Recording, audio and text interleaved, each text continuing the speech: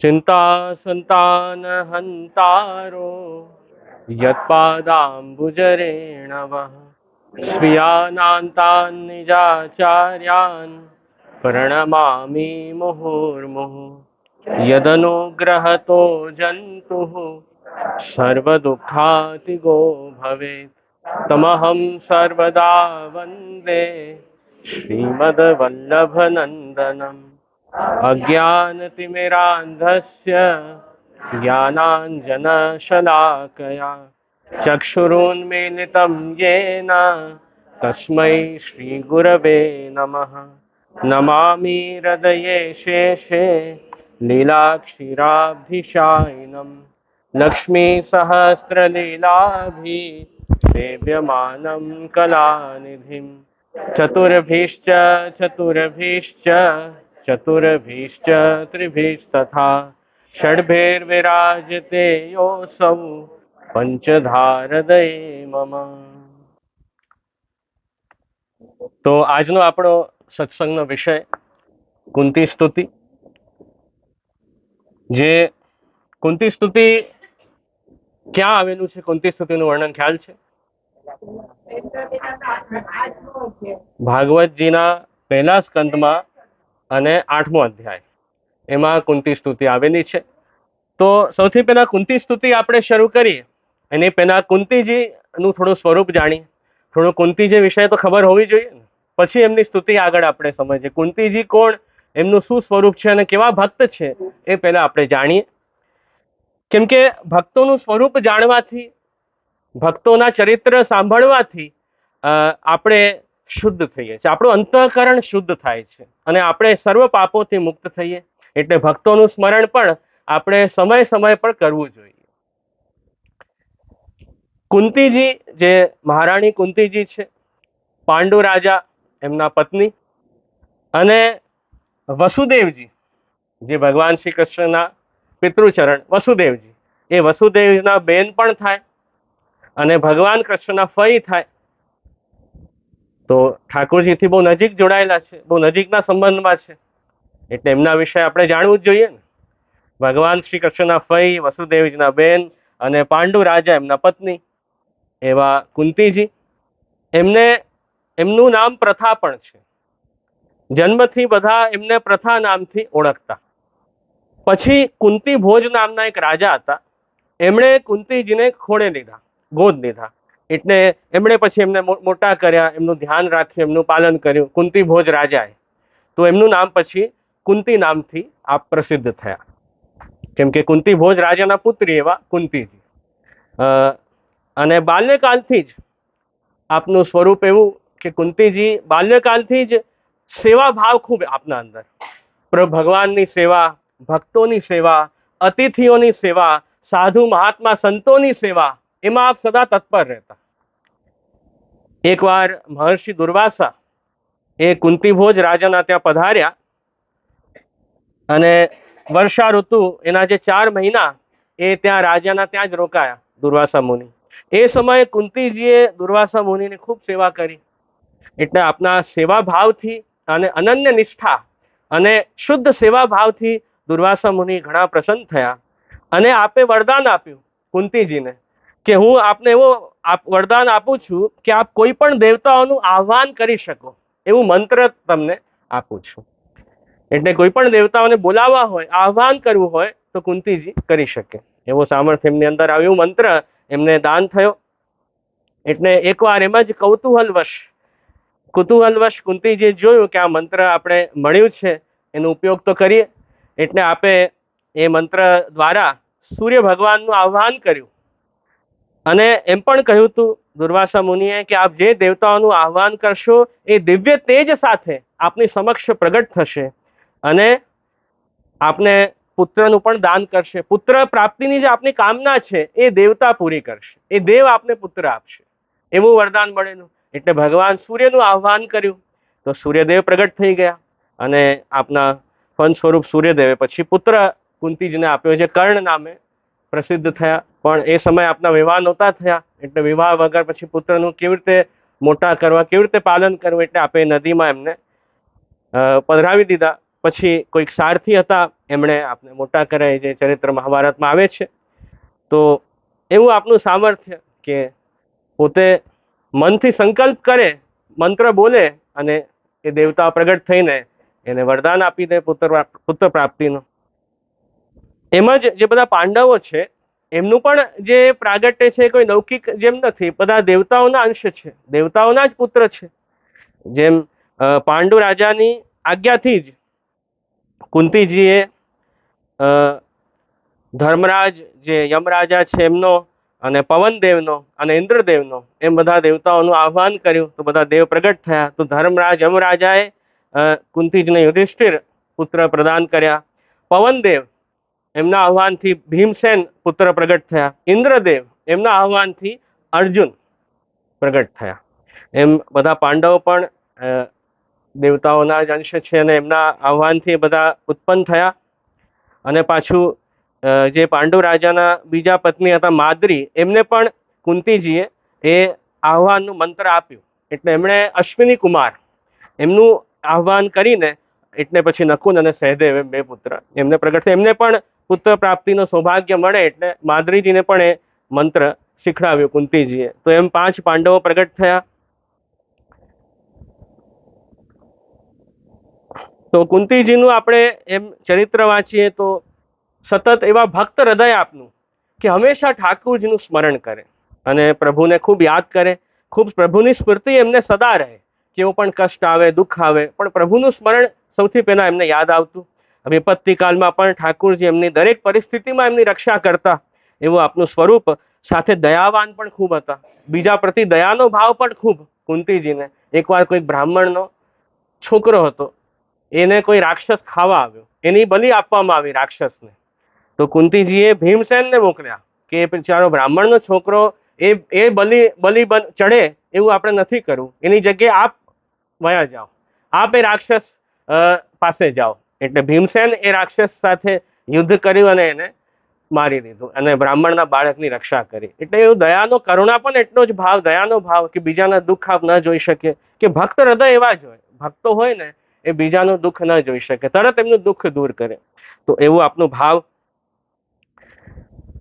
અને પાંડુ રાજા એ રાજા હતા, પછી એમને એક ઋષિનો શ્રાપ મળ્યો, જેના કારણે એમની જલ્દી દેહ એમની છૂટી ગઈ. એ પણ એમાં જ કથા આવે છે કે પાંડુ રાજા શિકાર કરવા નીકળ્યા હતા, એમાં મૃગ રૂપધારી એક કિંદમ મુનિ હતા, જેમણે મૃગનું રૂપ ધારણ કરીને હતા. હવે પાંડુ રાજાને ખબર નહીં, એમણે તીર છોડ્યો એટલે ભૂલથી એ ઋષિ મુનિ હતા એમની હિંસા થઈ ગઈ, એટલે એમણે એ શ્રાપ આપ્યો. એના કારણે પછી એમને પણ વૈરાગ્ય થયો પાંડુ રાજાને, અને સર્વ ત્યાગ કરી એ વનમાં પછી રહેવા લાગ્યા. અને એમની સાથે પછી કુંતીજી પણ વનમાં જ પાંડુ રાજા જોડે વનમાં જ રહેતા. તો એમ ત્યાગમય જીવન પણ આપણે જીવ્યું છે. એવું મહારાણી છે તો એવું નહીં કે ખાલી ખૂબ સુખ વૈભવ ભોગવ્યું હોય, સાથે ત્યાગ પણ એમના જીવનમાં એટલું જ, એ આપણે જોવાની વાત છે. હવે આગળ એમની સ્તુતિમાં તો આપણે જોશું જ કે કેવી કૃપા ઠાકોરજીને એમના ઉપર અને એમનો હૃદયનો કેવો ભાવ છે. અને જ્યારે આખું યુદ્ધ થઈ ગયું, બધું પાંડવો જીતી ગયા અને બધું થઈ ગયું, ત્યારે કુંતીજી ધૃતરાષ્ટ્ર અને ગાંધારી એમના જોડે પછી વનમાં તપસ્યા કરવા વનમાં જતા રહ્યા. તો ભીમસેને પૂછ્યું કે આપે જ તો અમને કહ્યું કે તમે યુદ્ધ લડો, આપણે રાજ્ય આપણું મળવું જોઈએ, આપણું હક અધિકાર આપણને મળવું જોઈએ, આપણે યુદ્ધ લડ્યું, બધું જીતી ગયા, અને જીત્યા પછી હવે આપ તો વનમાં જાઓ છો, કેમ એવું? તો આપે અમને લડવાનું જ કેમ કીધું? એમ ભીમસેને કીધું. તો કુંતીજીએ કીધું કે લડવાની પ્રેરણા એટલે કરી કે એ ક્ષત્રિય ધર્મ છે, આપણે આપણું ધર્મ ત્યાગ ન કરવું, એ અવશ્ય કરવું. ઠાકોરજી પણ આજ્ઞા કરી યુદ્ધ કરવાની, કેમ કે ધર્મ યુદ્ધ હતો, જે ધર્મ માટે યુદ્ધ હતું. અધર્મનો ઠાકોરજીનો વિનાશ કરવું છે, ધર્મની સ્થાપના કરવી છે, એના માટે યુદ્ધ તો કરવું પડશે કે નહીં? અધર્મીઓ વધતા જશે તો ધર્મ કોઈ પાડી જ નહીં શકે. તમે એમ કહો કે તમે યુદ્ધ કર્યું બરાબર નહીં, તો ખોટું થઈ જાય. જો અધર્મીઓ ધર્મ તમને પાડવા નહીં દે તો તમે કેવી રીતે ધર્મ પાડો? તો અધર્મીઓનો વિનાશ થાય એ તો જરૂરી છે. તો ભગવદ આજ્ઞાથી અને ધર્મ યુદ્ધ હતું, એના કારણે યુદ્ધ થયું છે. તો એ બધી વાત એમને શીખડાવી. આપણે કોઈ પોતે આપણે સ્વાર્થ ખાલી આપણે ભોગવવી એના માટે થોડી યુદ્ધ કર્યું હતું. યુદ્ધ આપણે જગતના કલ્યાણ માટે કર્યું હતું, કે બીજાઓનું આપણે હિત વિચાર, બધાનું કલ્યાણ કરી શકીએ એના માટે યુદ્ધ હતું. તો બસ હવે બધું કાર્ય થઈ ગયું, હવે અમે પ્રભુનું ધ્યાન કરવા જઈએ, એમ પછી બધું છોડીને પ્રભુના ધ્યાન કરવા જતા રહ્યા. તો એવું એમનું આખું જીવન ચરિત્ર છે. તો એવા મોટા ભક્ત છે ઠાકુરજીના કે જેમની સ્તુતિ ભાગવતજીમાં આવી છે. ભાગવતજીમાં એમનો ઉલ્લેખ આવ્યો હોય એમની સ્તુતિનું, તો બહુ મોટા ભક્ત હોય ત્યારે જ એમની સ્તુતિ આવ્યો હોય ને ભાગવતમાં. એ પણ પ્રથમ સ્કંદમાં છે. પ્રથમ સ્કંદ એ અધિકાર લીલા છે, બરાબર. ભાગવતના દરેક સ્કંદમાં ઠાકુરજીની કોઈક લીલા છે. એમાં પહેલા સ્કંદમાં અધિકાર લીલા છે કે ભાગવતજીના અધિકારી કોણ, વક્તા કેવા હોવા જોઈએ અને શ્રોતા કેવા હોવા જોઈએ, એનો નિર્ણય પ્રથમ સ્કંદમાં છે. ઉત્તમ અધિકારી વક્તા, ઉત્તમ અધિકારી શ્રોતા, મધ્યમ અધિકારી વક્તા, મધ્યમ અધિકારી શ્રોતા, અને કનિષ્ઠહીન અધિકારી વક્તા અને શ્રોતા, એમ બધું એમાં વર્ણન છે. તો એમાં આપણે એના ડિટેલમાં આજે નથી જવું, આજે આપણા વિષય પર રહેશું. પણ પહેલા સ્કંદમાં કુંતી સ્તુતિ કેમ આવી એનું કારણ તો જાણવું પડશે કે નહીં. કેમ કે પહેલા સ્કંદમાં જે ઉત્તમ અધિકારી જે પરીક્ષિત રાજા છે એમનું વર્ણન છે પ્રથમ સ્કંદમાં. તો પરીક્ષિત રાજા ભાગવતના શ્રોતા થયા, બરાબર.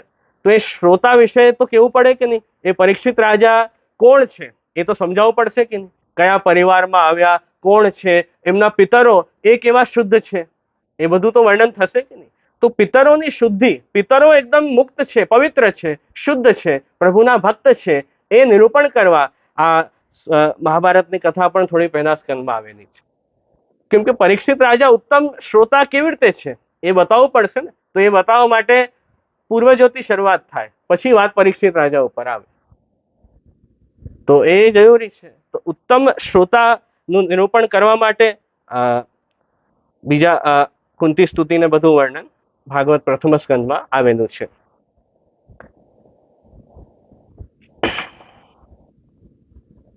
તો કુંતી સ્તુતિ છે બધા પાસે, હાથમાં લઈને આવ્યા છો બધા? હા, મેં ગ્રુપમાં તો શેર કર્યું હતું. એટલે સમજાવતા હોઈએ ત્યારે શ્લોક સામે રાખજો. શ્લોક સામે રાખશો તો થોડું શું વિષયમાં ધ્યાન રહેશે. નહીં તો ન સામે હોય તો એ કોઈ એવી વાત ચિંતાની વાત નથી, પણ થોડું વિષયમાંથી ધ્યાન ભટકે ને. કેમ કે આ થોડું ગંભીર વિષય છે, ભાગવતજીનો વિષય છે. ભાગવતજી થોડું ધ્યાનથી સમજવું પડે. એમ વ્યવસ્થિત ધ્યાન હોય તો સમજાય, એવું કઈ ન સમજાય એવું કઈ નહીં. એવું ડરવાનું નહીં કે ઓ ભાગવત સુબોધની જીવ કેવી રીતે અમને સમજાશે, એવું કોઈ ભય કે ડરવાની વાત નથી. સમજાય બધું જાય, ખાલી થોડું આપણે મન એકાગ્ર કરવું પડે, બીજી કોઈ વાત નહીં. અને ભાગવતજી ઉપર શ્રી મહાપ્રભુજીની સુબોધનીજી ટીકા આપણને ઉપલબ્ધ છે. જે ભાગવતનો ગૂઢ અર્થ શ્રી મહાપ્રભુજીએ સ્પષ્ટ કર્યો છે, તો એ સુબોધનીજીના આધારે જ આપણે કુંતી સ્તુતિ સમજશું.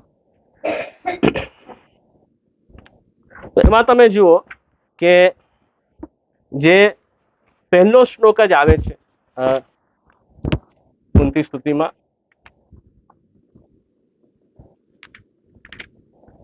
પહેલા શ્લોકમાં શું નિરૂપણ છે?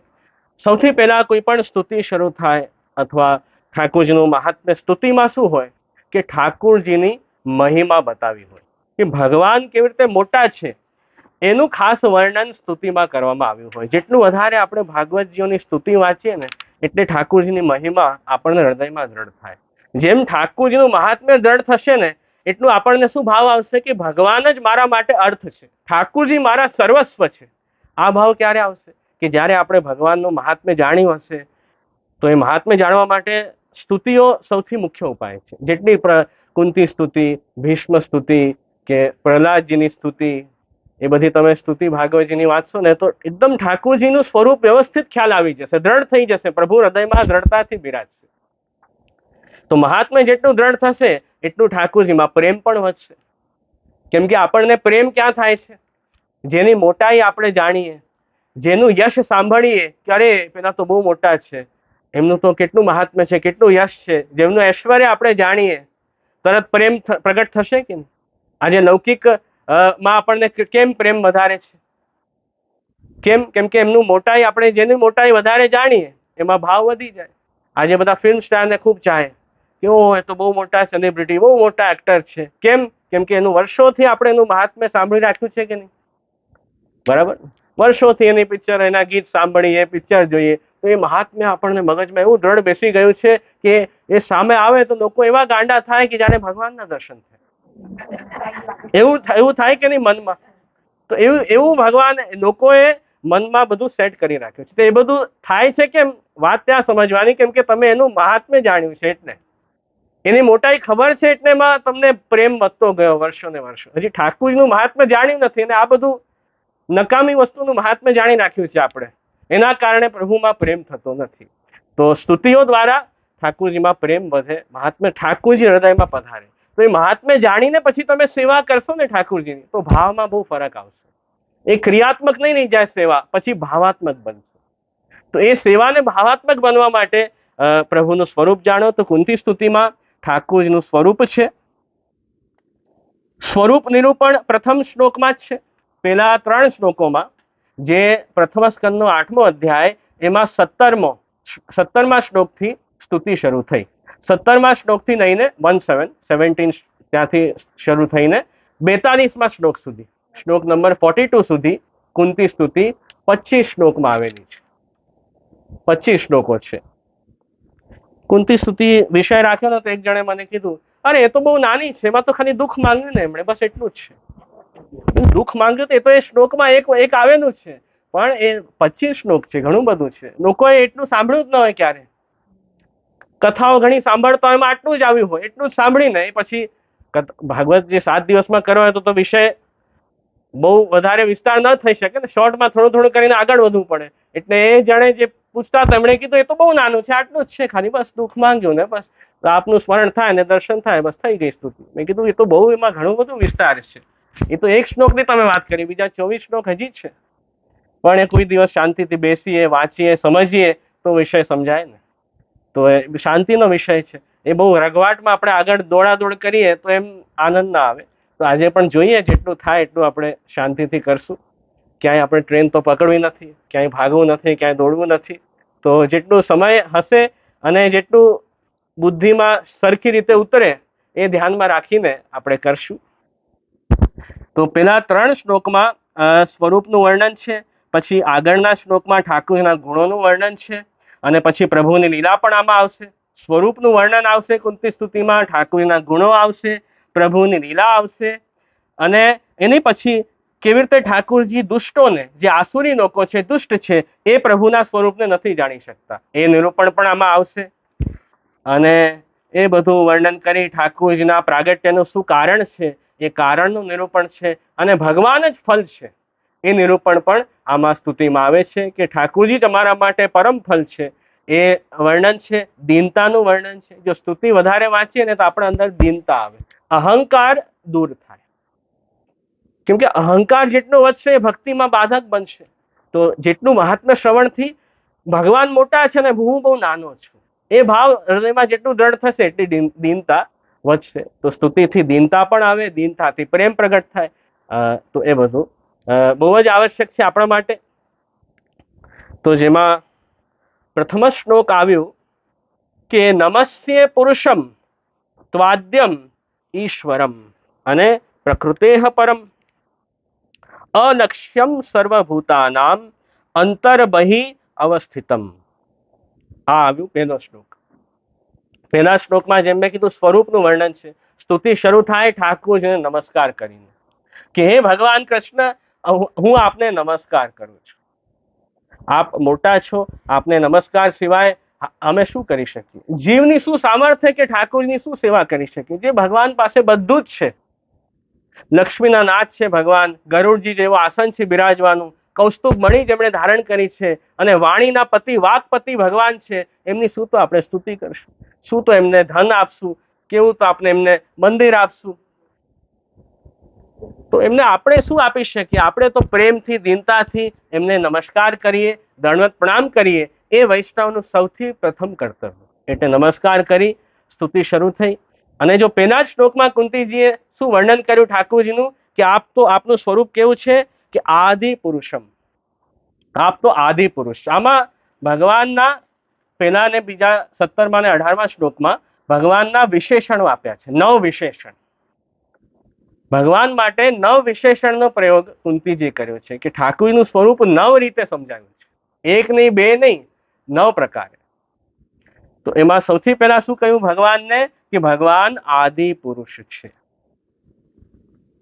આદિ પુરુષ છે એટલે બધાના મૂળ કારણ જે છે એ ભગવાન છે. સર્વના મૂળ પ્રભુ શ્રી કૃષ્ણ છે. એટલે ભગવાનને આદિ પુરુષ કહ્યું. જ્યારે આ કાંઈ નહોતું, જ્યારે આ દુનિયા નહોતી બની, ઠાકુરજી આ જગતે નહોતું પ્રગટ કર્યું, એની પહેલા ઠાકુરજી ભગવાન એકલા બિરાજતા. જે અહમ એવાસમ એવાગ્રે નાન્યદ્યત સદ અસત પરમ, જે ભાગવત ચતુશ્લોકીમાં ભગવાને કહ્યું છે કે આ સૃષ્ટિ પ્રગટ નહોતી થઈ એના પહેલા હું એકલો જ હતો, એમ કહ્યું. એટલે બધાના મૂળ તો ઠાકુરજી છે. અને અહીંયા શ્રી મહાપ્રભુજીએ આપનું સ્વરૂપ સમજાવતા આજ્ઞા કરી છે કે ઠાકુરજી આદ્ય મૂળભૂતમ અને બિંબમ ઇતિ યાવત, કે ભગવાન તો બિંબ છે. જેમ કોઈ પણ પ્રતિબિંબ ક્યાંથી આવે? તમે કાચ સામે ઉભા રહો તો કાચ સામે ઉભા રહો છો તમે, બરાબર, અને તમે તમારે પોતાના જાતને કાચમાં આપણે જોઈ શકીએ છીએ. તો એ રિફ્લેક્શન ક્યાંથી આવે છે? જ્યારે મૂળ બિંબ આપણે ઉભા છીએ સામે તો રિફ્લેક્શન આવે છે ને. આપણે બિંબ થયા, આપણે કાચ સામે ઉભા થયા તો આપણે કોણ છે? આપણે બિંબ છીએ. અને કાચમાં જે દેખાય છે આપણને એ પ્રતિબિંબ છે, એ રિફ્લેક્શન છે. તો રિફ્લેક્શનનું કારણ શું છે? કેમ કે બિંબ હશે તો પ્રતિબિંબ આવશે, બિંબ હશે જ નહીં સામે તો પ્રતિબિંબ ક્યાંથી આવશે? એમ ભગવાન તો બિંબ રૂપ છે, એમ શ્રી મહાપ્રભુજી કહ્યું.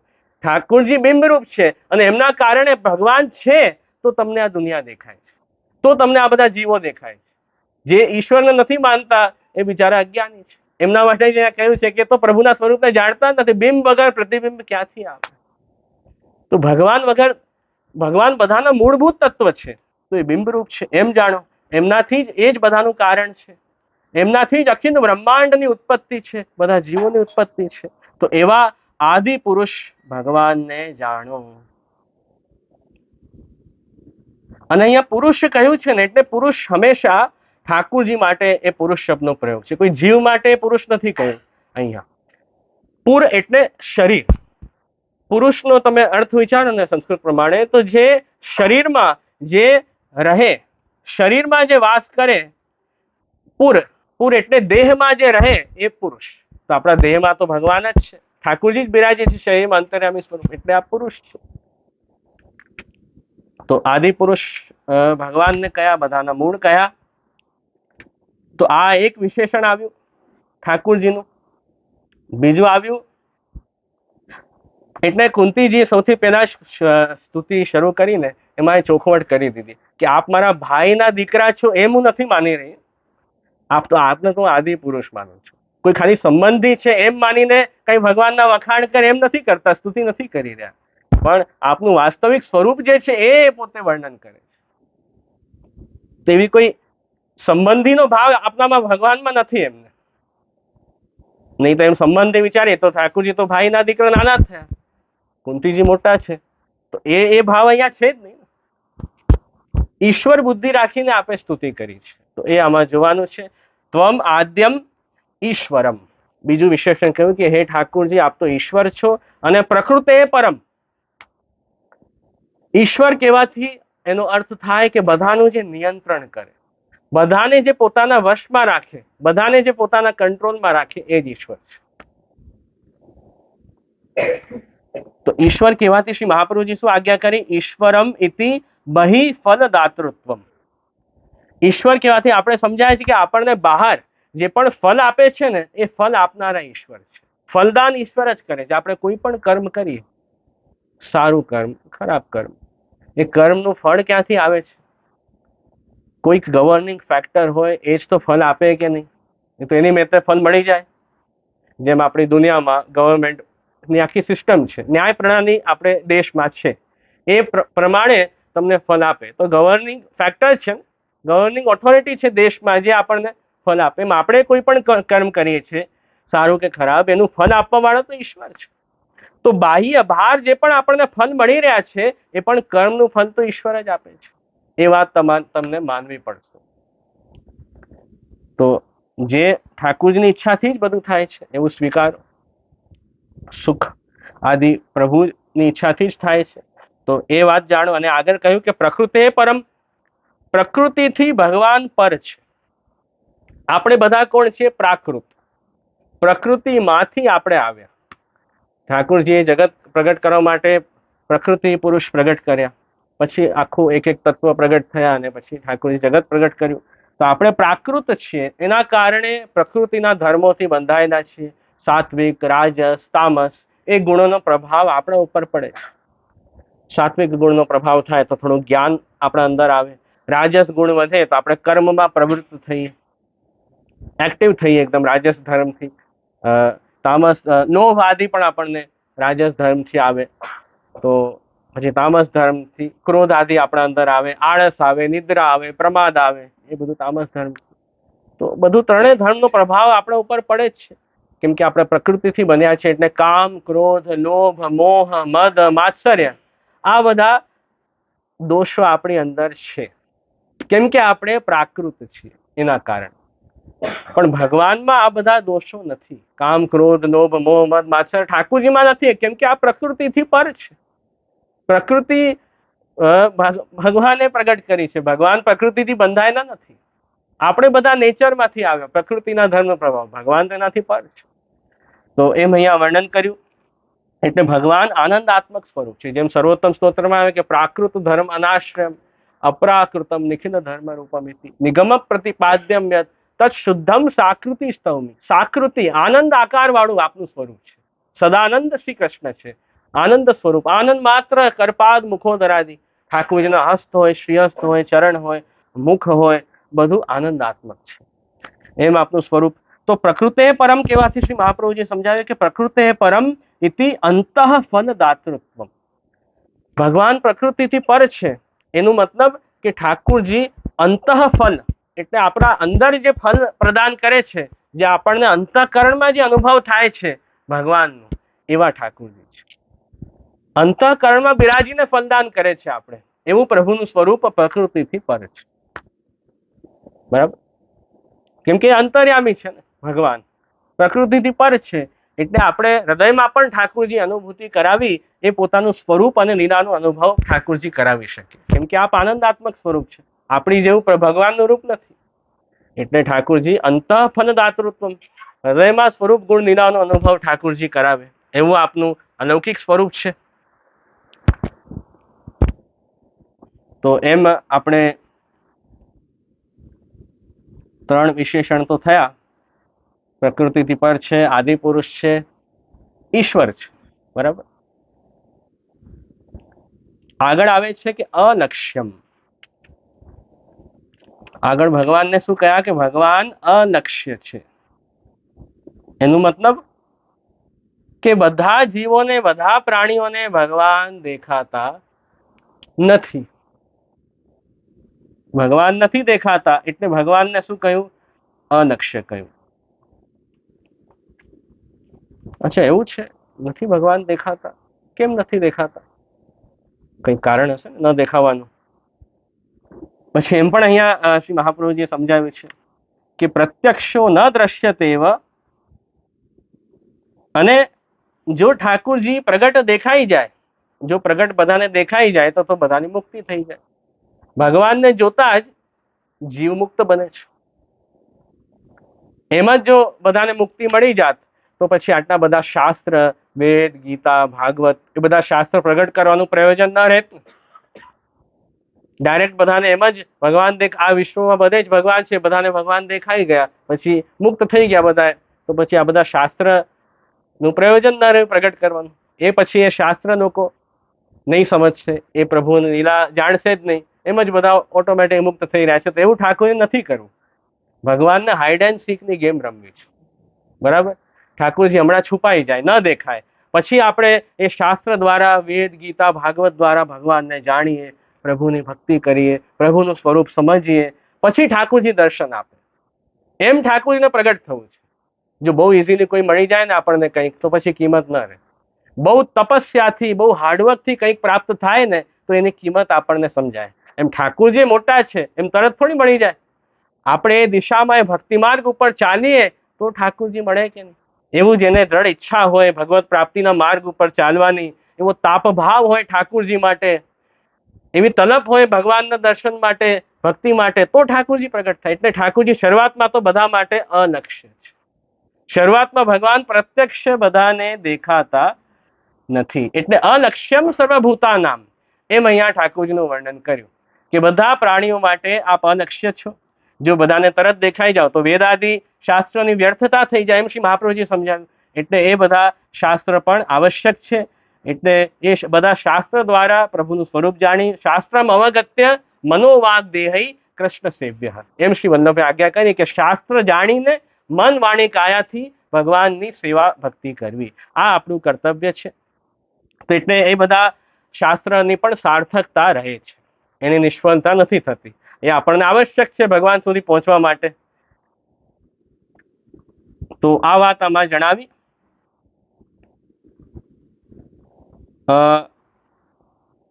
એની પછી હજી આમાં અર્થ કર્યા કે અલક્ષ્યમાં અનું અર્થ કરી શકો કૃષ્ણ. અનું તમે એક અર્થ કરો, અહ કૃષ્ણસ્તેન વા લક્ષ્યત ઇતિ સ્વયં પ્રકાશમ. અલક્ષ્યમાં અનું અર્થ તમે કૃષ્ણ લઈ લો તો શું આમાં આવશે કે ભગવાન કૃષ્ણ કેવી રીતે મળે? ભગવાન અપને આપ ही जाने जाते हैं. ભગવાન પોતાનાથી જ ઓળખાય છે.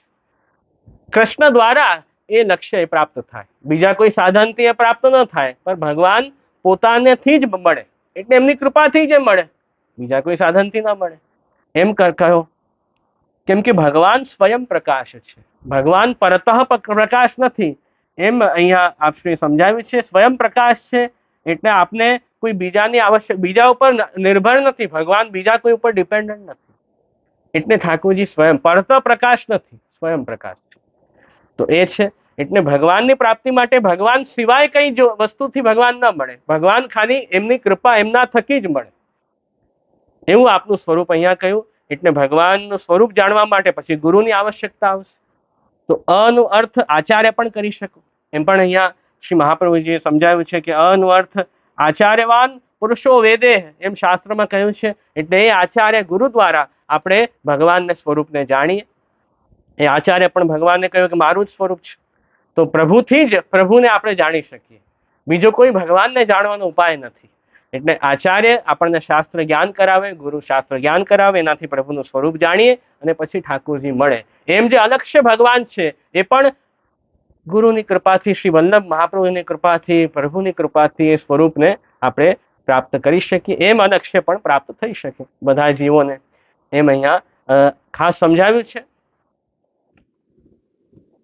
એમ જીવ મુક્ત બને છે, સર્વ દુઃખોથી છૂટે છે. અને અનક્ષમ સર્વભૂતાનામ ને અંતરમ બહિ અવસ્થિતમ. આ પાછું હજી આગળ વાત સમજાવી, હજી નવું વિશેષણ આવ્યું. ભગવાન કેવા છે કે અંદર અને બહાર બધે જ રહેલા છે. અંતરમ બહિ અવસ્થિતમ. તો એવું કોઈ પણ સ્થાન કે જગ્યા નહીં હોય કે જ્યાં ભગવાન ન બિરાજતા હોય. ભગવાન અંદર પણ છે, બહાર પણ છે. ભગવાનથી કાંઈ છુપાય એવું છે?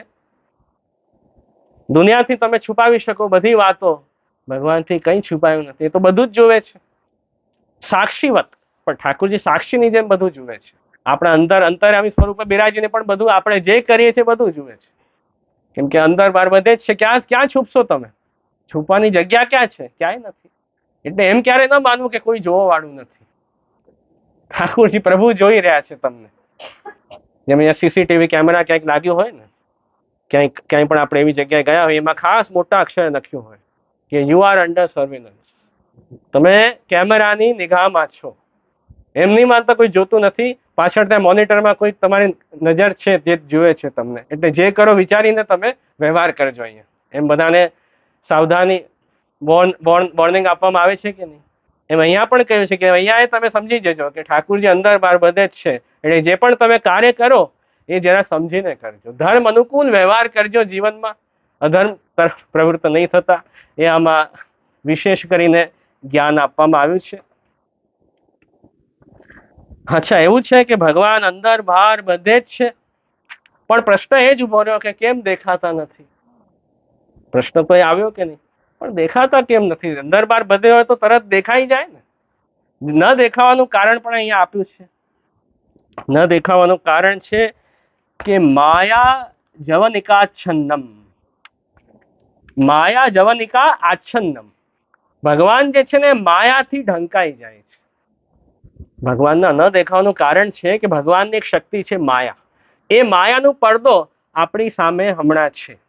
એટલે ભગવાન તો સર્વ જગતમાં વ્યાપ્ત છે, બધે જ છે, પણ આપણે આંખથી એમને બધે જગતમાં બધે જોઈ નથી શકતા, કેમ કે વચ્ચે માયાનો પડદો આવી ગયો. વચ્ચે પડદો આવી જાય તો પડદો પાછળ શું છે દેખાય તમને?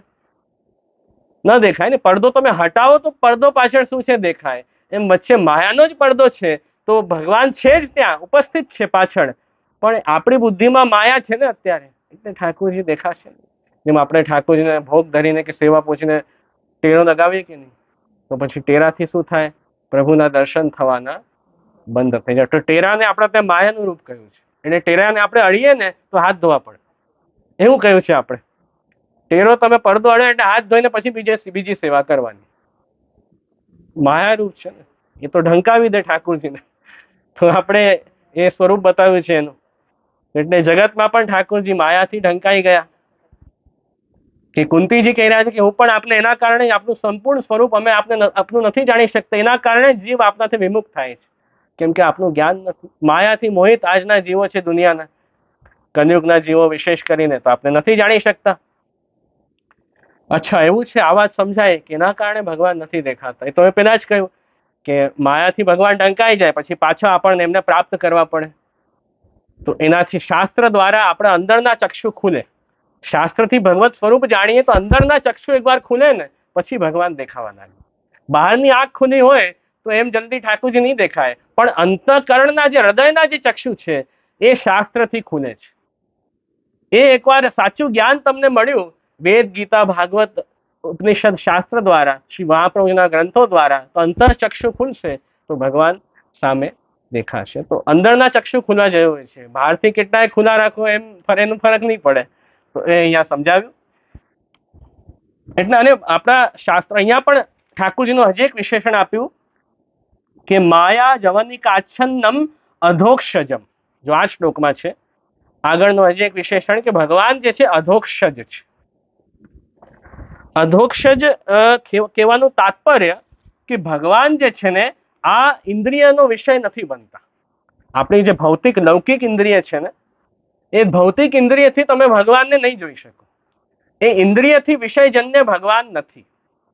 એટલે આપણા તે ઉપનિષદોમાં શ્લોક આવે છે કે પરાંચી ખાની વૃતરનાથ સ્વયંભૂ તસ્માત પરાંગ પશ્યંતી ન અંતરાત્મન કશ્ચિત ધીરઃ પ્રત્યગાત્માનમ એકશદ આવૃત ચક્ષુઃ અમૃતત્વમ ઈચ્છત. કે આપણી ઇન્દ્રિય ભગવાને બનાવી જેવી છે. આપણે ઉપનિષદોમાં કહ્યું છે કે ઇન્દ્રિયો બહારનું બધું જુએ, અંદર ઠાકોરજી તો હૃદયમાં બિરાજે છે, પણ અંદર અંતર્યામીને ઇન્દ્રિય જોઈ નથી શકતી. ઇન્દ્રિય બધું બહારનું જુએ. એટલે હૃદયમાં બિરાજમાન જે અંતર્યામી છે એ આપણે ઇન્દ્રિયોથી દેખાતા નથી, કેમ કે બહારની તરફ ઇન્દ્રિયો વળેલી છે. પણ જે અત્યંત જ્ઞાની હોય, જે ધીર પુરુષ હોય, એ લોકો અંદરના ચક્ષુ એકવાર ખુલે પછી એ ભગવાનના દર્શન કરી શકે, પછી એ અંતરાત્મા અમૃત એમને મોક્ષ પ્રાપ્ત થાય છે. તો એમ કહ્યું. એટલે ભગવાનને કયા અધોક્ષજ, કે જે ઇન્દ્રિયોના થી જેમનું જ્ઞાન આપણે ન પ્રાપ્ત કરી શકીએ, અધોક્ષજ. એટલે ભગવાને ભક્ત અર્જુનને પણ જ્યારે વિરાટ સ્વરૂપના દર્શન કરાવ્યા ત્યારે દિવ્ય દ્રષ્ટિ આપી, ત્યારે થઈ શક્યા કે નહીં. આપણે પણ ભગવત ચરિત્રમાં આવે વાર્તા સાહિત્ય ઇત્યાદિમાં કે જ્યારે ભગવત લીલાના દર્શન ભક્તને કરાવવા હોય ત્યારે અલૌકિક દેહ પ્રાપ્ત કરાવે, અલૌકિક સામર્થ્ય શ્રી અમનાજી આપે, પછી તમને ભગવત લીલાના દર્શન થાય. કેમ કે આ દેહથી, આ ઇન્દ્રિયોથી ભગવાન વિષય બનતા જ નથી. એના માટે અલૌકિક દેહ ને અલૌકિક સામર્થ્ય હશે તો ભગવત લીલાના દર્શન અનુભવ તમને થશે. તો એમ આવે છે. એટલે ભગવાનનું નામ થયું અધોક્ષજ. બરાબર. એની પછી આવ્યું કે છે આ તો છે સ્વરૂપ, પછી અધોક્ષજમ અવ્યયમ. ભગવાનને અવ્યય પણ કયા. બીજો 18મો શ્લોક ચાલે છે. બરાબર ને. તો અવ્યયમ સાથે ભગવાન જે છે સર્વરૂપ છે, બધું અંદર બહાર બધે ભગવાન છે, સાથે ભગવાન અવિનાશી પણ છે. એ ભગવાનનું ક્યારે નાશ નથી થતું. ઉત્પત્તિ અને નાશની પ્રક્રિયા ભગવાન માટે નથી. એટલે ભગવાન અવ્યય છે, અવિનાશી રહે છે. એમ ઠાકોરજીનું સ્વરૂપ જાણવું. એવા નિર્દોષ પૂર્ણ ગુણવાળા ભગવાન કૃષ્ણને અમે નમસ્કાર કરીએ છીએ. તો કેટલા થયા વિશેષણો? ઠાકોરજીના 9 વિશેષણ આપણે જોવાના છે. અચ્છા, 8 થઈ ગયા. 8 થઈ ગયા વિશેષણ, એક બાકી રહી ગયું. એક બાકી રહ્યું તો ન નક્ષ્યસે મૂઢ દૃશા નટો નાટ્ય ધરો યથા. 9મું વિશેષણ ભગવાનને આપ્યું કે હે ભગવાન, આપ તો નટની જેમ નાટ્ય કરો છો. એમ કુંતીજીએ ઠાકોરજીને કહ્યું કે નટ એક્ટર શું કરે? અલગ અલગ રૂપો લઈને અલગ અલગ પોતે રૂપ બનાવટ કરે અને પોતાની જે કલા છે એ દેખાડે. તો નટની જેમ નાટ્ય અલગ અલગ રૂપ ધરીને નાટ્ય કરે એક્ટર. એમ ઠાકોરજીને એમ કહ્યું કે જેમ કોઈ પુરુષ હોય પણ એ સ્ત્રીનું રૂપ ધારણ કરે, પોતે સ્ત્રી બનીને અને બધા સામે પોતાની કલા પ્રસ્તુત કરે, તો જોવાવાળાને શું લાગે કે આ સ્ત્રી છે, પણ આ સ્ત્રીની અંદર રહેલો વ્યક્તિ છે, માણસ છે, પુરુષ છે, એ તો બધાને જ્ઞાન ન હોય ને, એ તો ભૂલી જાય. બધા જોઈને શું લાગે કે ના ના આ તો સ્ત્રી જ હશે, એવું લાગે. એ પુરુષને લોકો નથી જાણી શકતા. એમ આ તો દાખલો આપ્યો, નટો નાટ્ય ધરો યથા. આ દાખલાથી, ઉદાહરણથી એમ સમજવાનું છે, એ જ રીતે ભગવાન પણ મનુષ્ય રૂપે પ્રગટ થઈને નાટ્ય કરી રહ્યા છે. એમ ભગવાન આ ભૂતલમાં પ્રગટ થયા અને બધાને જોઈને લાગે, જે અજ્ઞાની છે એને શું લાગે કે ના ભગવાન પણ આપણી જેવા જ મનુષ્ય છે.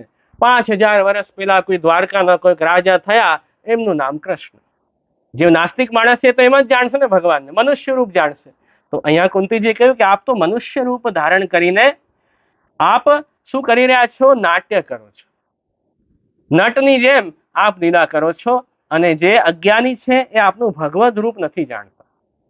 અજ્ઞાનીને લાગશે કે આ તો ચલો કોઈ સ્ત્રી બન્યો છે તો સ્ત્રી જ હશે, પણ જ્યારે રોલમાંથી બહાર આવશે માણસ, ત્યારે તો એ પોતા જેમ રહેતો હશે એમ જ રહેશે ને. કોઈ નાટકમાં આંધળો બને, કોઈ હેન્ડીકેપ બને, કોઈ સ્ત્રી બને, કોઈ વિલન બને, કોઈ ખરાબ એવું નેગેટિવ કેરેક્ટર કરે, પણ સાચા જીવનમાં તો બહુ સારો હશે કે નહીં?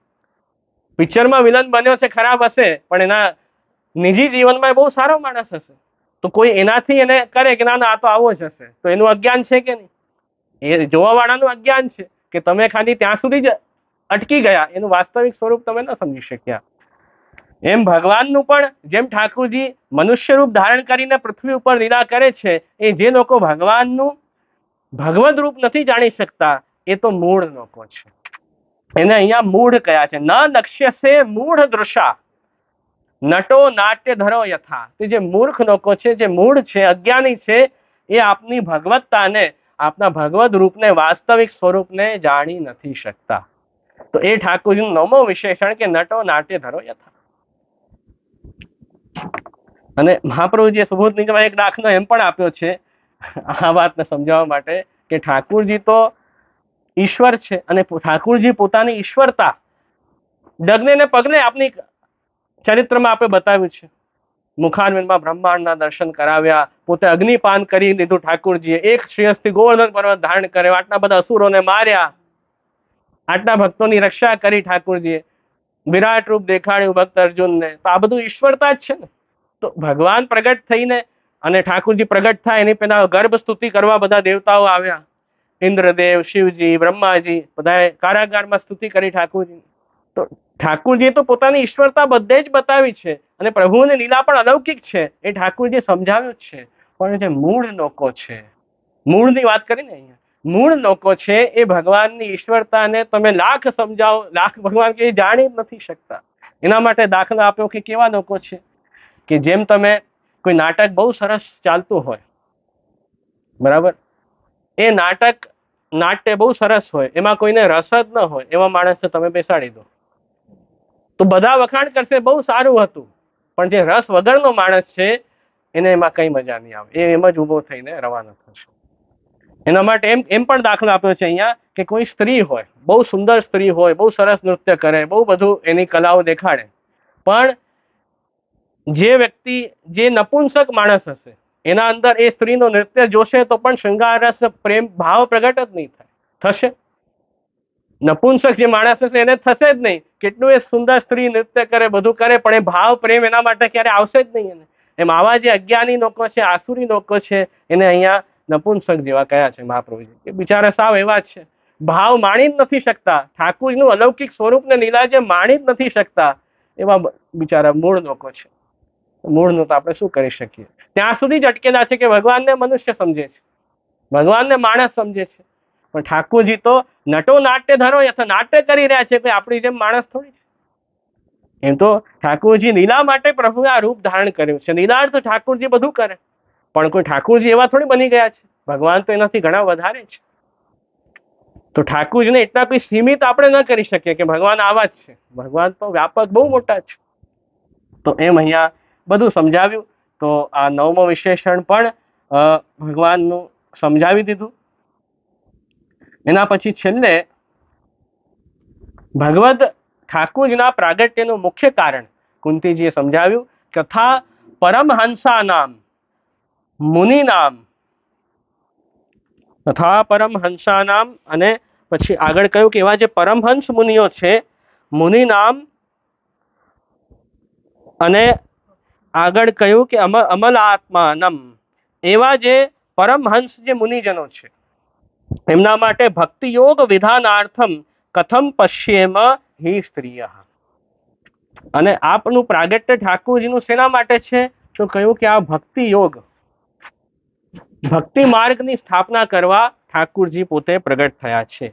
આ ઠાકોરજીના પ્રાગટ્યનું મુખ્ય કારણ કુંતીજી કહી રહ્યા છે કે ભક્તિ યોગ વિધાનાર્થમ, ભક્તિ માર્ગ પ્રભુને પ્રગટ કરવું છે, એટલે આપે આ ભૂતલ ઉપર કૃષ્ણ અવતાર ધારણ કર્યો છે. અને એવા જે પરમહંસ છે, જે એવા જે પરમહંસ જે મુનિજનો છે એ ઠાકોરજીનું સ્વરૂપ જાણે છે. એ જે મુનિઓ છે, પરમહંસ છે, પરમહંસ કોને કયા છે? કે જે ભગવાનને પોતાની આત્મા માને છે, કે ભગવાન જ બધાની આત્મા છે, એવું જ્ઞાન જેમને થઈ જાય પરમહંસ. જે ભગવાન મારા હૃદયમાં બિરાજે છે, આખા વિશ્વમાં પણ એ જ ભગવાન વ્યાપ્ત છે, બધાના કારણ, બધાના આત્મા ભગવાન છે, એ નિરક્ષીર વિવેક જેમને છે એ પરમહંસ છે. નિરક્ષીર વિવેક એટલે દૂધ અને પાણી, એને છૂટો જે પાડી શકે હંસ છે. હંસ એ કામ કરી શકે, દૂધને પાણીને છૂટો પાડી દે. એમ જે જ્ઞાનીઓ છે એ પણ વિવેક કરી શકે કે આ બધું આપણને માયાથી દેખાય છે, પણ અંતે છે તો બધું ઠાકોર, બધું પ્રભુ જ, પ્રભુએ બધા રૂપો ધારણ કર્યા છે. રૂપ નામ વિભેદેના જગત ક્રીડતી હોય, અને એ જ ઠાકોરજી આપણા અંતર હૃદયમાં બિરાજે છે. તો એ ભગવાનને જ આત્મ રૂપે એ જ્ઞાનીઓ જુએ છે. તો એમ અહીંયા કહ્યું કે એ આત્મા રૂપે ભગવાનને જોવે છે, એવા એ હંસ, એટલે એમને પરમ હંસ કયા, એવા મુનિજનો છે. એમના અંદર ઠાકોરજી પ્રેમ પ્રગટ કરે છે. તો ભગવાનનું પ્રાગટ્યનું કારણ કે ભક્તોને સેવાનો અવસર આપવું, ભક્તિનો દાન કરવો, ભક્તોના અંદર પ્રેમ પ્રગટ કરવો, એ મુખ્ય ઠાકોરના પ્રાગટ્યનું કારણ. અને શ્રી મહાપ્રભુજી તો એમ સમજાવ્યું છે અહીંયા સુબોધનીજીમાં કે જેને મુક્તિ જોઈતી હશે એને પણ ભક્તિ કરવી પડશે. મુક્તિ અને જ્ઞાન પણ ભક્તિ વગર નહીં મળે. જ્ઞાન જે છે ને એ ભક્તિ ઉપર નિર્ભર છે. જો ભાગવત મહાત્મ્યમાં કથા આવે ને કે ભક્તિના દીકરા જ્ઞાન અને વૈરાગ્ય, તો જ્ઞાન વૈરાગ્ય કોના ઉપર નિર્ભર છે? ભક્તિ ઉપર. તો જે જ્ઞાન માર્ગમાં જે જ્ઞાનીજનો છે, જે પોતે જ્ઞાનની સાધના કરે, જે ધ્યાન કરે, ખૂબ મેડિટેશન કરે, હજારો વર્ષો સુધી જ્ઞાનની સાધના કરે, પછી બ્રહ્મ જ્ઞાન એમને મળે, પછી મોક્ષ થાય. તો એ જ્ઞાન માર્ગની અલગ પ્રક્રિયા છે ભક્તિ માર્ગથી. તો કોઈને જ્ઞાન માર્ગમાં ચાલવું હશે ને, કર્મ માર્ગ, જ્ઞાન માર્ગ ઇત્યાદિમાં, ત્યાં પણ ભગવાનની ભક્તિ જ કરવી પડશે. તો એ માર્ગમાં પણ એ વ્યક્તિને મુક્તિ મળશે. ભક્તિ વગર ભગવાનનું જ્ઞાન જ નહીં આવે તમને, એમ શ્રી વલ્લભે આજ્ઞા કરી છે. તો ભક્તિ તો સૌથી ઉત્તમ રહેશે.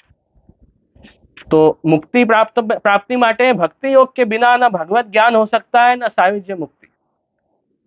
तो જેનું ફલ મુક્તિ છે એને પણ ભક્તિ કરવી પડશે, પણ એ ભક્તિ અંગરૂપ ભક્તિ થઈ, સ્વતંત્ર ફલરૂપ ભક્તિ ન થઈ. કે જે મુક્તિ માટે ભગવાનની ભક્તિ કરે એ તો અંગરૂપ થયું, પાર્ટ થયું. સ્વતંત્ર ફલ માનીને ભક્તિ નથી કરતો, કે કોઈ કામના માટે ભગવાનની ભક્તિ કરે તો એ નિષ્કામ ભક્તિ ન થઈ, કંઈક ને કંઈક હેતુથી થઈ.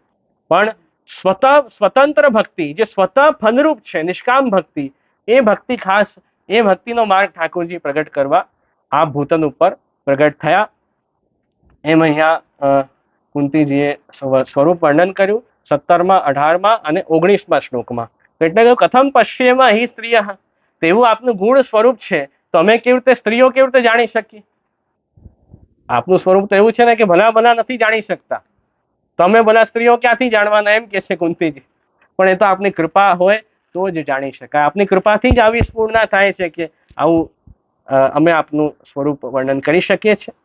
તો એમ પ્રથમ 3 શ્લોક થયા. કેટલા શ્લોક છે યાદ કરાવજો? 42 સુધી, ટોટલ 25. એમાંથી 3 આપણા થયા છે. આજે આગળ હજી છે, ઘણો સમય જોશું. પણ એટલો સમજાઈ ગયો ને બરાબર? કોઈ પ્રશ્ન નહીં? પ્રશ્ન હોય તો પૂછી શકો, એવું કાંઈ નહીં.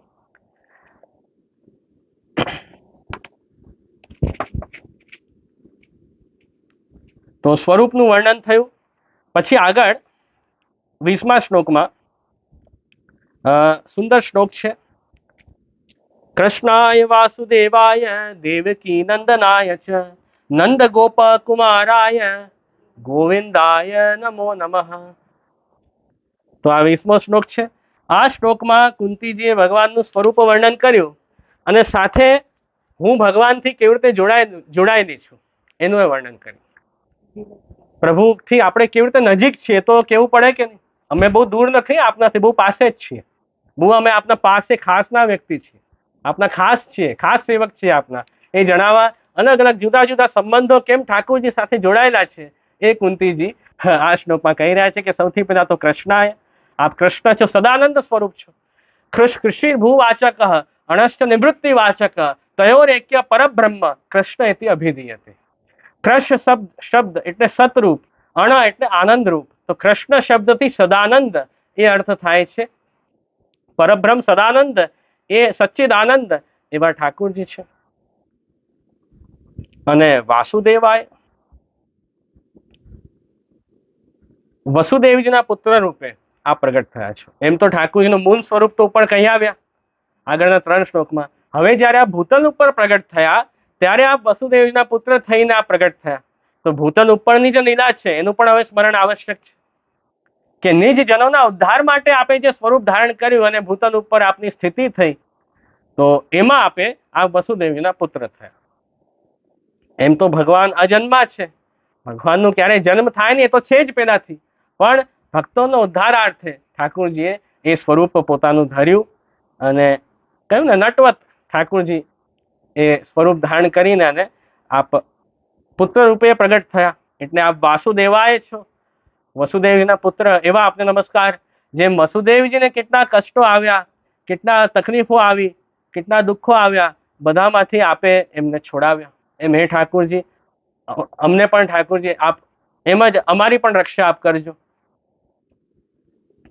તે જ રીતે દેવકી નંદન આયા છે, દેવકીજીના આપ પુત્ર છો. તો દેવકીજી એમના કુંતીજીના નણંદ થાય.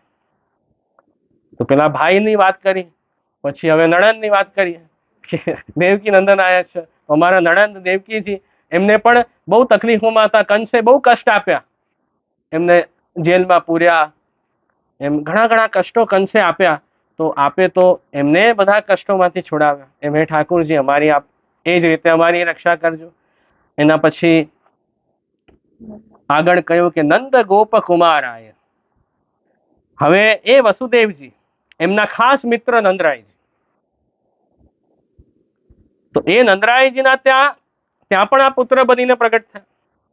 જો ઠાકોરજી વસુદેવના ત્યાં એમના એ પુત્ર બન્યા અને નંદરાયજીના એ પુત્ર બન્યા. નંદરાયજી ઠાકોરજીનું ધ્યાન રાખ્યું, લાલન પાલન કર્યું. આ પાલક પિતા છે. અને વસુદેવજીના ત્યાં તો આ પ્રગટ થયા. તો એમ પાલક પિતા નંદરાયજી બન્યા ઠાકોરજીના, કે નાનપણથી બધી બાલ લીલાનું જેણે અનુભવ કર્યો, જેમણે ઠાકોરજીનું ધ્યાન રાખ્યું, ખૂબ પ્રભુની સેવા કરી, એવા નંદરાયજી એમની એ બધા સંકટોથી આપે રક્ષા કરી, એમને અભિષ્ટ ફળ આપ્યું. એમ ગોવિંદાય, તો ગોવિંદ એટલે ગાયોના ઇન્દ્ર, રાજા, એટલે ભગવાનનું નામ થયું ગોવિંદ. ગો એટલે ગાય, બધા ગોપીજનો, બધા ગોપ સખાઓ, બધા વ્રજભક્તો, બધા ગોવિંદમાં આવી જશે. બધા વ્રજભક્તોના ગાય, ગોપી, ગોપો બધાના સ્વામી આપ રાજા છો, એટલે આપનું નામ થયું ગોવિંદ. એમ અમારા પણ સ્વામી આપ જ છો. તો અમે પણ આપના જ શરણે છીએ. એવા હે ભગવાન શ્રી કૃષ્ણ, આપને અમે નમસ્કાર કરીએ છીએ. અહીંયા શ્રી મહાપ્રભુજી સુંદર આજ્ઞા કરી કે સન્માર્ગ વર્તી નામ સર્વેશામેવ સર્વ અભિષ્ટ પ્રદ ઇતિ ગવાનામ ઇન્દ્રાય. ગોવિંદ ઠાકુરજી છે, એનાથી આપણે શું સમજવું કે જે ભક્ત સન્માર્ગ ઉપર ચાલે, જે સારો જે ધર્મનો માર્ગ છે, જે ભક્તિનો માર્ગ છે, એના ઉપર જે ભક્તો ચાલે એમને સર્વેશામ એવ સર્વ અભિષ્ટ પ્રદ, એ બધાને શ્રેષ્ઠ ફલ ઠાકુરજી આપે એવા ગોવિંદ ભગવાન છે.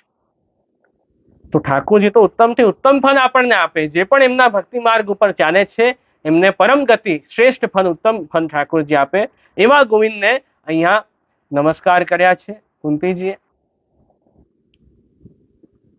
તો એમ અહીંયા પ્રભુનું સ્વરૂપનું જ વર્ણન છે આ ચોથા શ્લોકમાં પણ આમાં થોડું અલગ રીતે મેં કીધું ને કે પ્રભુ સાથે પોતાનું સંબંધ જોડીને એ ઠાકોરનું સ્વરૂપ વર્ણન કર્યું કે આપ આદિ પુરુષ છો, પણ અત્યારે જે સ્વરૂપ લીલા માટે જે ધાર્યું છે, ધારણ કર્યું છે, એમાં તો આપ ખાસ અમારા નજીકના સંબંધી થયા છો. એટલે આપ અમારા પરમ પ્રિય છો, પ્રાણ પ્રિય છો, એવા આપ ઠાકોરજી છો. એટલે એવા આપ અમારા સંબંધી પણ છો, એટલે આપ અમને સંસારથી મુક્ત કરો. આ આપનું મુખ્ય ગુણ છે. તો આ વર્ણન કરી પછી આગળ જે 21મો શ્લોક છે એમાં પણ ગુણનું જ વર્ણન કર્યું છે ઠાકોરજીના. ઠાકોરજીના દરેક શ્રીઅંગનું વર્ણન છે. આગળના શ્લોકમાં ઠાકોરજીના ગુણનું વર્ણન, શ્રીઅંગના વર્ણન છે કે નમઃ પંકજનાભાય, નમઃ પંકજમાલિને, નમઃ પંકજનેત્રાય, નમસ્તે પંકજાંઘ્રએ. મળ્યું શ્લોક?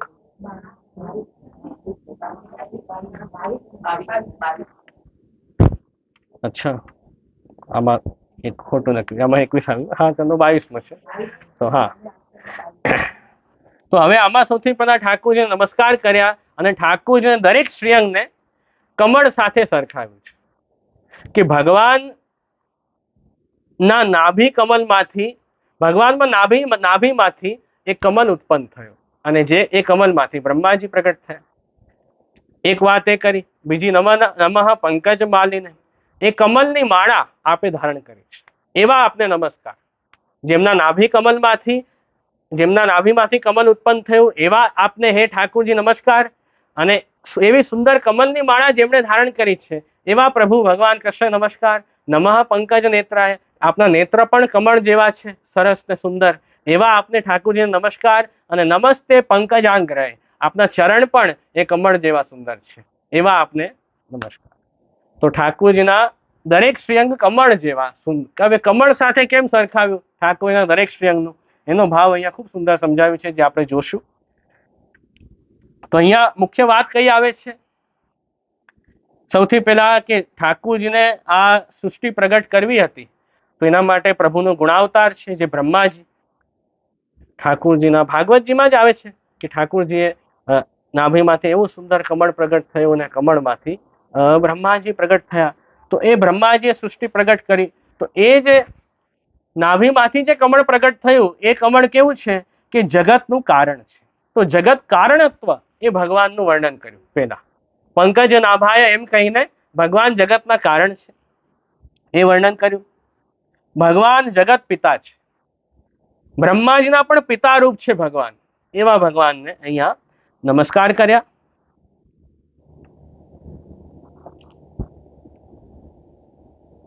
અને ઠાકોરજી તો બધાને ઉત્પત્તિના કારણ છે ને, આ જગતની ઉત્પત્તિના કારણ ભગવાન છે.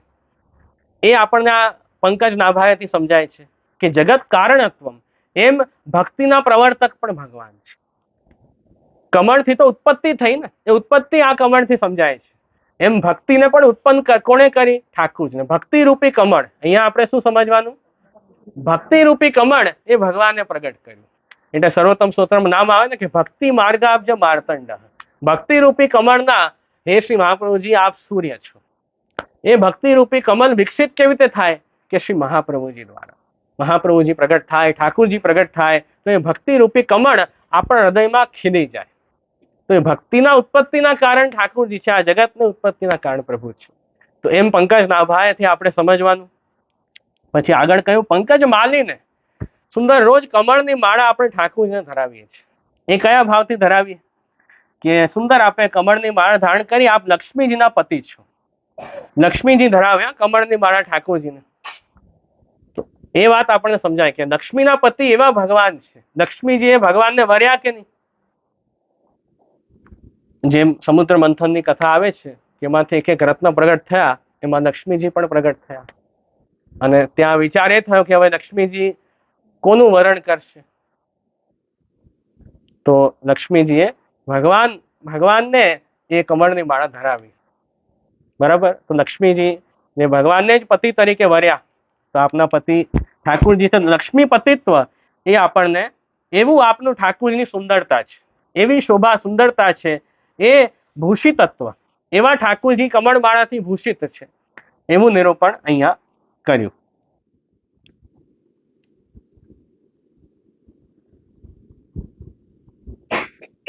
અને પછી આગળ કહ્યું કે નમઃ પંકજ નેત્રાય.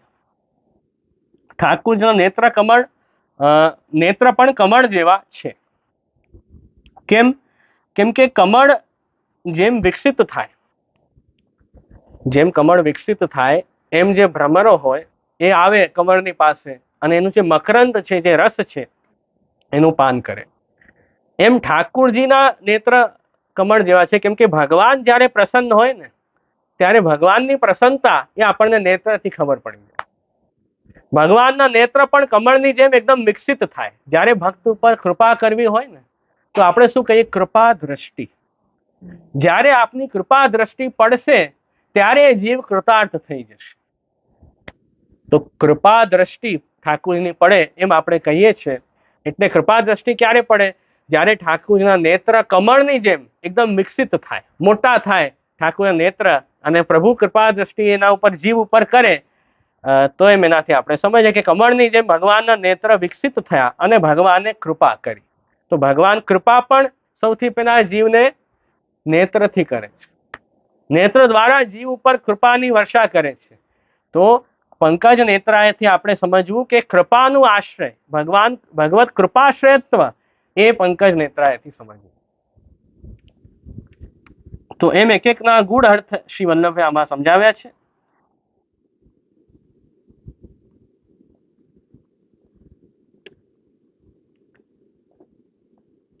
અને પંકજ નેત્રાયથી એમ પણ સમજવું કે ઠાકુરજી એવી કૃપા કરે ભક્તો ઉપર કે ભક્ત જે છે ને ભગવાનને વશ થઈ જાય. એવું પતિત્વ ભગવાનનું નિરૂપણ કર્યું કે એવા ભગવાન અલૌકિક પતિ છે ભગવાનના કે ઠાકુરજી કૃપા દ્રષ્ટિ કરે એટલે જીવ એના વશમાં થઈ જાય. પતિના વશમાં હોય કે નહીં પત્ની? સાધારણતઃ નિયમ તો એવો જ છે, પતિના વશમાં હોય.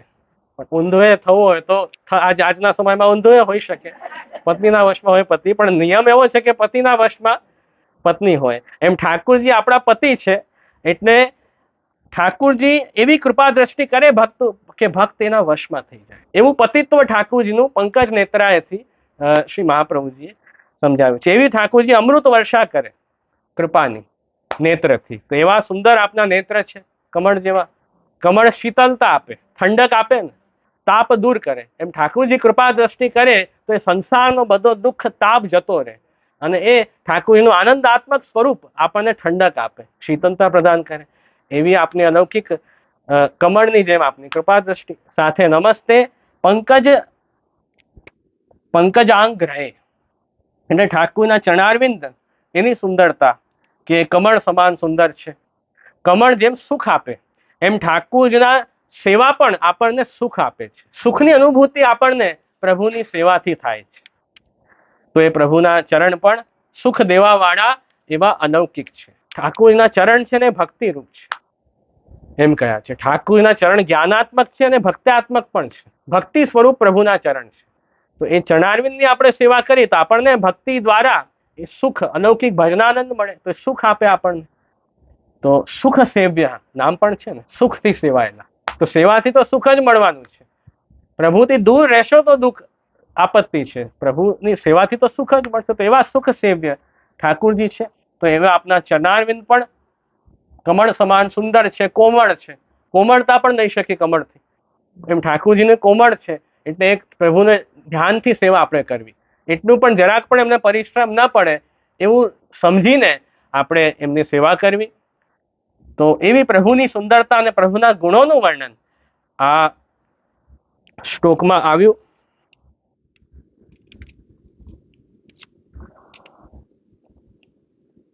પછી આગળનો શ્લોક આવે.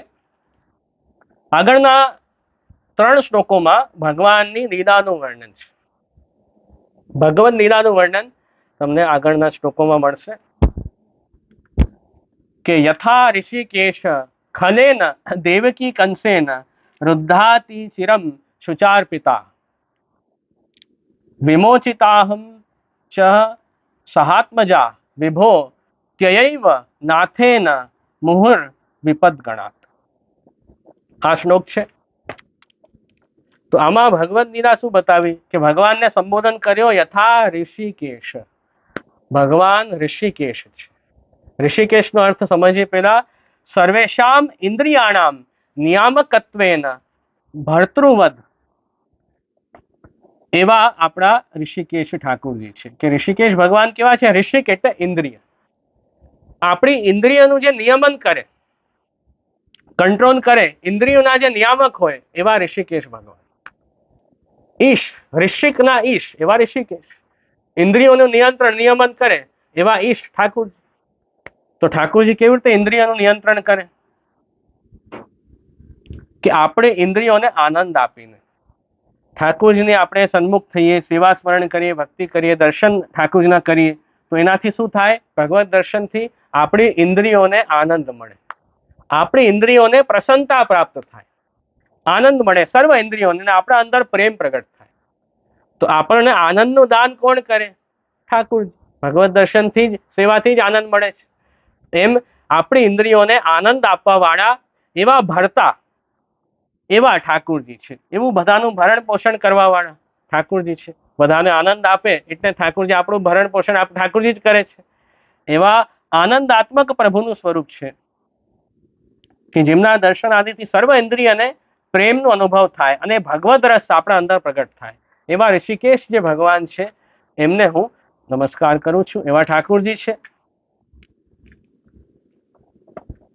તો એવા ઠાકોરજી, એવા ભગવાન જે છે, દુર્જન જે કંસ હતો એ કંસે જેલમાં માતા દેવકીને કેદ કર્યા, દેવકીજીને, વસુદેવજીને, અને ઘણા સમય સુધી એ બહુ શોકયુક્ત રહ્યા. અને એવાઓને પણ દેવકીજી, યશોદા, જે વસુદેવજી, એમને પણ આપે બંધનથી મુક્ત કર્યા. એવી આપને લીલા છે કે જે અદુષ્ટ કંસના કારણે ખૂબ બંધનમાં હતા, શોકમાં હતા, એમને શોક ને બંધનથી પણ છોડાવવા વાળા એવા હે ભગવાન આપ છો. જે રીતે દેવકીજી ને વસુદેવજી એમને આપે બંધનથી મુક્ત કર્યા, એમને દુઃખોથી ને બંધનથી શોકથી મુક્ત કર્યા, એમ હે ઠાકોરજી મને પણ આપે પુત્ર સહિત મારી પણ આપે એ જ રીતે રક્ષા કરી છે. વિમોચિતાહમ ચ સહ આત્મજા. વિભો, આપ વિભુ છો એટલે સર્વ સામર્થ્યવાન છો, બધું જ આપ કરી શકો છો, આપના માટે કઈ અશક્ય નથી, એટલે ભગવાનને વિભુ કયા. અને ભગવાનને પ્રભુ પણ આપણે એટલા માટે જ કહીએ, પ્રકર્ષેણ ભવતી ઇતિ પ્રભુ. જે સરખી રીતે, સારી રીતે બધે જ હોય અને બધું જ જે કરી શકે, પ્રભુ સર્વ સમર્થ હોય, સર્વ સમર્થ જે હોય એ જ પ્રભુ છે અને એ જ વિભુ છે, જે બધું કરવામાં સમર્થ છે. તો એવા આપ જે ઠાકોરજી છો, તો મને પણ આપે પુત્રો સહિત, મને પણ આપે દુઃખોથી મુક્ત કર્યા, મારા બંધનો, મને પણ આપે બંધનોથી આપે જ તો છોડાવ્યા છે. અને એમ પણ કુંતીજી કહે છે કે દેવકીજીને છે ને, દેવકીજી વસુદેવજી તો 1-2 વાર આપે છોડાવે. એક વાર એમને જેલમાં બંધ કર્યા, 2 વાર, પછી એમને મુક્ત કર્યા, તો તે 1-2 વારની વાત હતી. મને તો આપે ઘણી બધી વાર, મને તો આપે 1-2 વાર નહીં, ગણી ન શકું એટલી વાર આપે અત્યાર સુધી મારી રક્ષા કરી છે બધા દુઃખોમાં. તો મારા ઉપર આપે ખાસ ધ્યાન આપ્યું છે, અમારા ઉપર, હું અને મારા પરિવાર ઉપર, હું અને મારા પુત્રો ઉપર આપે ખાસ જવાબદારી લઈને અમારી રક્ષા કરી છે. જાણે જવાબદારી જ અમારી આપે માથે ન ઉપાડી દીધી હોય એવી કૃપા અમારા માથે આપે કરી છે. એમ અહીંયા શ્રી મહાપ્રભુજી એનો અર્થ સમજાવ્યો કે એ રીતે ઠાકુરજીએ અમારી રક્ષા કરી છે.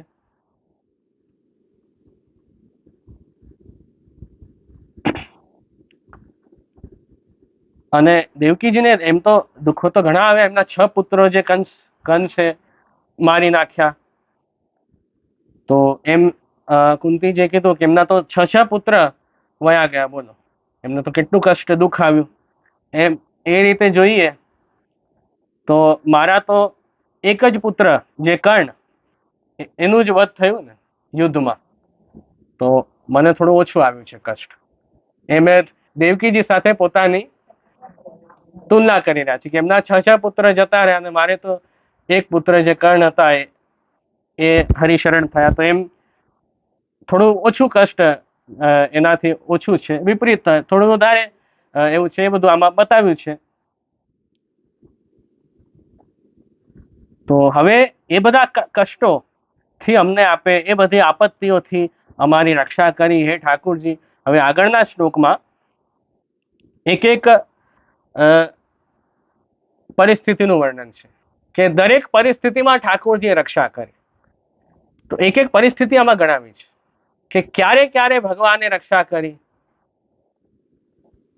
તો સૌથી પહેલા તો રક્ષા કરી ઠાકુરજીએ કે જ્યારે એ લાક્ષાગ્રહ, જ્યારે ઝેર આપ્યું, સૌથી પહેલા જે દુર્યોધન હતા એ દુર્યોધને શું કર્યું હતું? ભીમસેન આદિને, પાંડવોને ઝેર આપ્યું. ઝેર આપીને એને મારવાનો પ્રયત્ન કર્યો. એનો જે પ્રયત્ન હતો એ ઠાકુરજીએ નિષ્ફળ કર્યો. બરાબર, ઝેર આપ્યું પણ એને કઈ અસર થઈ નહીં. ઠાકુરજી એમને વિષથી એમની રક્ષા કરી. લાડુ ખવડાવ્યા હતા, વિષવાળા જે લાડુ હતા ને એ ભીમસેનને આપ્યા હતા ખાવા. સર્પ લાડુ, એ બધા સર્પ એમના ઉપર છોડ્યા હતા. તો એ બધાથી એમને વિષની પણ અસર અમારા ઉપર કઈ થઈ નહીં.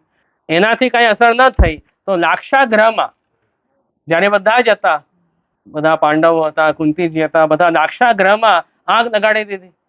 તો લાક્ષાગ્રહમાં બાળીને અમને મારવાના પ્રયત્ન થયા. તો ત્યારે પણ આપે જ અમારી રક્ષા કરી. એના પછી હિડિંબાદી રાક્ષસોથી આપે અમારી રક્ષા કરી. મહાભારતમાં એક કથા જેમ મેં કીધી ને શરૂઆતમાં કે કોઈ બ્રાહ્મણનો દીકરો એ રાક્ષસનો ગ્રાસ બનવા જતો હતો, તો કુંતીજીએ તો ભીમસેનને મોકલી અને રાક્ષસ કઈ ભીમસેનને કઈ ના કરી શક્યો. અને એ ભીમસેન પણ રાક્ષસથી લડી શક્યા, એને મારી શક્યા. તે પણ ઠાકુરજીએ જ રક્ષા કરી. એમ કુંતીજી કહે છે કે આવા મોટા મોટા રાક્ષસો પણ આવ્યા, હિડમ્બાદી રાક્ષસો, કે એનાથી પણ આપે અમારી રક્ષા કરી. ત્યાર પછી હજી આગળ વાત કરી અસત સભાયા, એવી સાવ ખોટી અસત સભા જે થઈ હતી ને કૌરવોની, જે અસત સભા, અને એ અસત સભા એવી હતી કે જેમાં ખૂબ અધર્મ થયો.